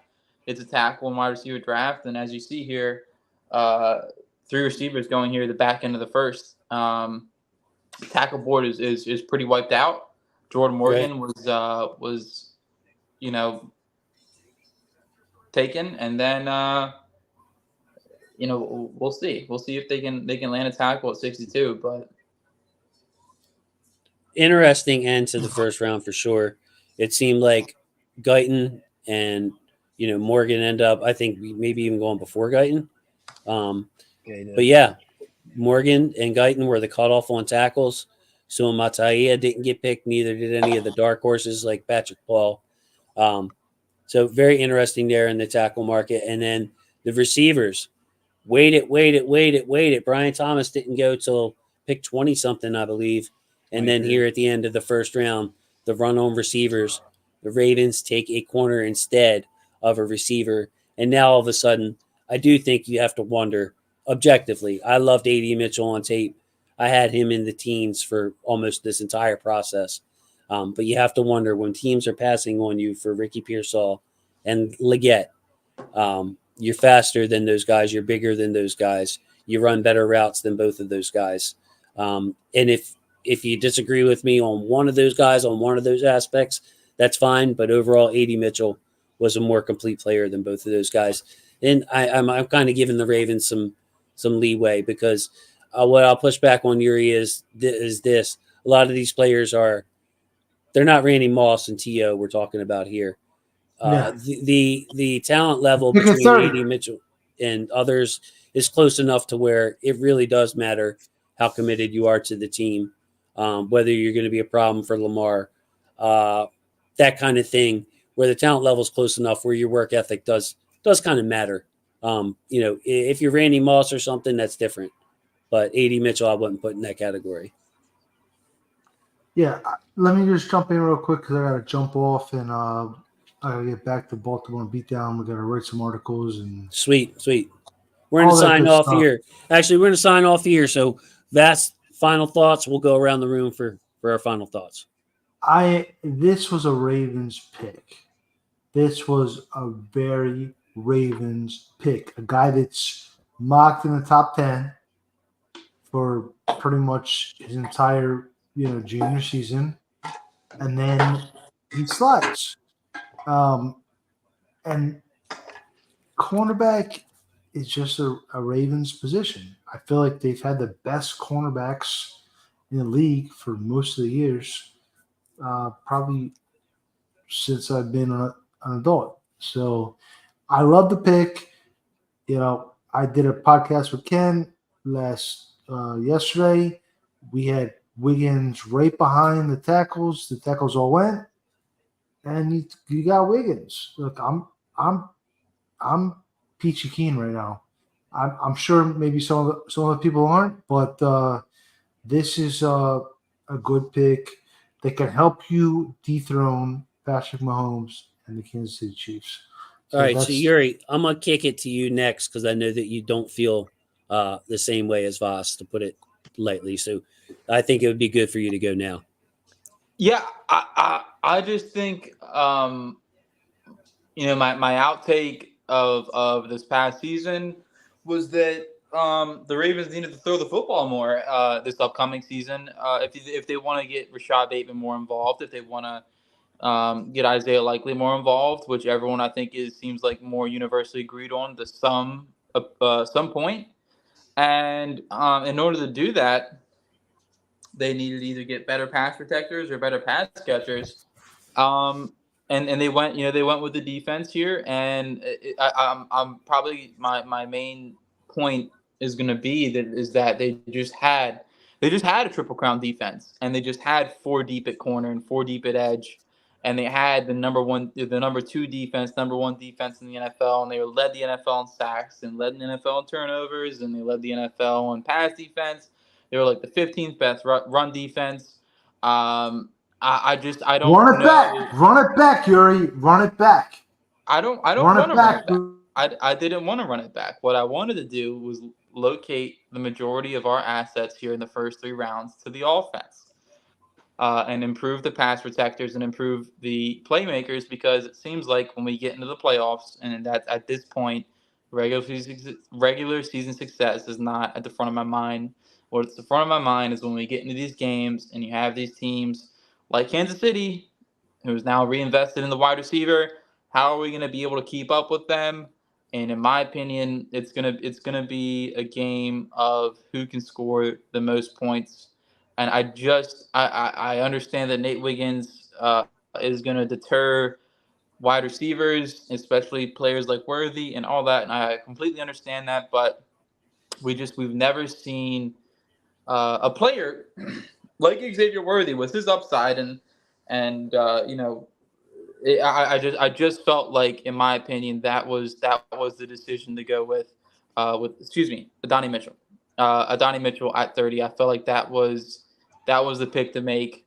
And I'm sure, Jason, to your point, maybe he's falling because he's just such a head case. But I had George Pickens slated as the late first round guy, and he fell to 52. So it just feels so eerily similar. And he's gonna go somewhere that's an AFC contender. He's gonna go to Buffalo. He's gonna go to Pittsburgh. He's gonna go to one of these teams, and we're just all gonna be looking back at it. Now, it's just the way I feel, and of course, I can be wrong. I've been wrong before. No, I like it. I like it. I feel like it's gonna be one of those times where we're looking back at it and we're like, wow, like we really just overthought those very small concerns. Because at the end of the day, in my opinion, I feel like that if the player is special enough, the 5th most athletic wide receiver of all time, 9.99 RAS, almost a 10. You just can't. Whose specialty is route running, by the way. Whose specialty isn't even athleticism. It's that he's a great route runner. Yeah, exactly. So, we'll see tomorrow. We'll see what comes around. And maybe the Ravens can get a tackle and a wide receiver, but I would bet tomorrow that the best players available it's gonna be an edge at it's gonna be an edge at 62. It's gonna be a tackle at 93 probably, and my doomsday of the Ravens draft is unfortunately gonna come true. So okay, so we got her from Voss, Yuri, Gabe. What do you have to say about the pick here? I'll keep it short. I think that it's not surprising. If you look at like if you follow someone who follows the team closely, like a Jeff Zrebiec, we mentioned him earlier, but not in this context. He's been hinting at the Ravens going to go cornerback all through the draft process. He's been talking to people on Twitter. He's saying, it looks like that's something, the direction they're going to go. So it's not a surprising pick. It's Baltimore. They're always going to be a defensive-minded team.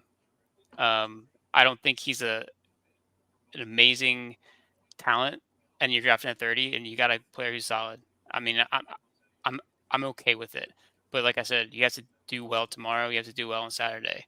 You need to kind of nail it in this second half, because they do have to get some more talent on the offensive side of the ball. The offensive line is a scary proposition right now. If they don't get somebody who can come in and at least be a serviceable tackle if need be, I'm very concerned. I wanted them to draft 2 minimum, maybe 3 offensive linemen. So they're going to have to do some work. I definitely want to get wide receiver 2 out there. So it's too early to say like this isn't a make or break pick. I think it's a pick looking in the future, and we'll have to wait and see how the rest of the draft plays out. So yeah, I'm looking forward to seeing what happens next. But a little disappointed. I'm not going to deny that, but I'm gonna hold my final thoughts until we get more information. Love it. Gabe Ferguson. Gabe, will you be with us tomorrow? Was tonight it? I forget, buddy. I'm gonna try to swing in tomorrow after I get off work. West Coast guy, so the times are a little bit different, but I'll try and check in, especially for third round. Really appreciate it, Gabe. And if you have got to go and join Ken or somewhere else, I understand, but you're welcome here and add a lot to the show, man. I really appreciate excellent tonight. So, Alec, I know that you're in the middle of a bunch of stuff over there. Thanks for waiting. Your thoughts on the pick overall? How are you feeling? It's a fine pick. I think at this point, seeing everyone pass on AD Mitchell suggests that there might be something going on there. And I wasn't we got to have him just because of the way we run our offense. Like, if we're just being realistic, there's one ball, and they just committed to Bateman. They have Zay.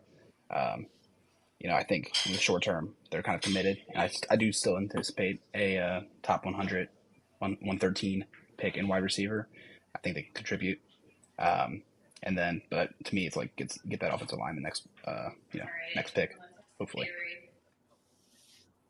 There you go. So my final thoughts are: I am scared of the state of the offensive line. I would have loved to pick up an offensive lineman. If we picked up Jackson Powers Johnson, I mean, we had a good, healthy debate between the value of a guard and a tackle, and that's all good. But all of us would have agreed that would have been a big boost to that team, not having to rely on both Ben Cleveland and Andrew Voorhees to both pan out and be plus level players.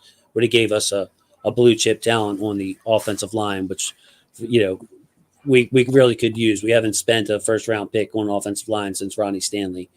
The pick itself on Nate Wiggins, said it before. My first thought was this is a pick for 2025 and beyond, and it'll be a good pick for 2025 and beyond. I believe in Nate Wiggins' cover skills. I like them in man. I like them in zone. There will be speed receivers that you can put Nate Wiggins on. You're going to be really glad that you have somebody young player, fast player, 4-2 guy. I'm going to love it.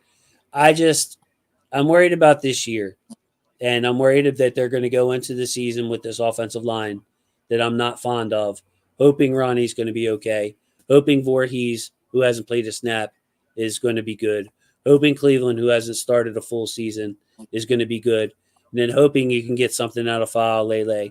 That's 4 out of 5 spots where we're hoping on an offensive line. That's no way to compete for a championship. So I'll reserve my judgment to see what the Ravens do on the offensive line.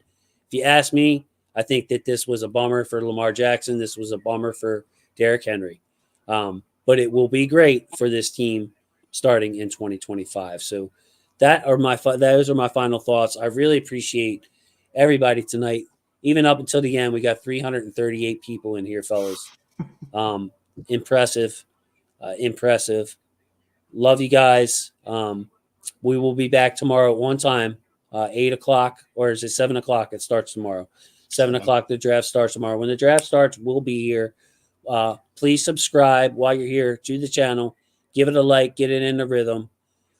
Subscribe. Check out Yuri and Voss. I'm sure you guys have saw a lot of them tonight and appreciate their insight. What Ravens Way on YouTube, Gabe Fergie on Twitter, and at the Ravens Situation Room, and Alec Polianis, One Winning Pod. Great guy. Really appreciate all of you. And I know when we pick, it's either joy or pain along the way. So, it is what it is, but I think we had a good broadcast. I'm really proud of you guys, and I just wanted to thank everybody for joining us. Thanks for the opportunity, Jason. I'm on the joy side. Okay. Talk to me in the AFC Championship when Nate Wiggins is stifling Patrick Mahomes receivers. We can only hope so. We hope that, hey, bro, if this works out great, Yuri will have a Nate Wiggins jersey. Now, I'm saying that in seriousness. There can be a scenario where Yuri's favorite player on the team is Nate Wiggins. You know what I mean? He's just that good. I don't think jersey. We gotta get Yuri like Nate Wiggins pants. Okay. Some camo. Some Nate Wiggins camo to go with the cowboy hat. Yuri, best dressed of the night. Voss, best hair as always. Gabe, smartest man on the set, talking about Troy Fautano's knee and the possibilities there with cartilage and arthritis was very, very insightful. And then Alec, cherry picking, coming from bourbon drinking in Kentucky, but he came in for the good part. So I love you guys. With that, I want to say thank you to my football family. Love my football family. Everybody, say goodnight to the people, and we'll see y'all tomorrow. Night, everyone. Night.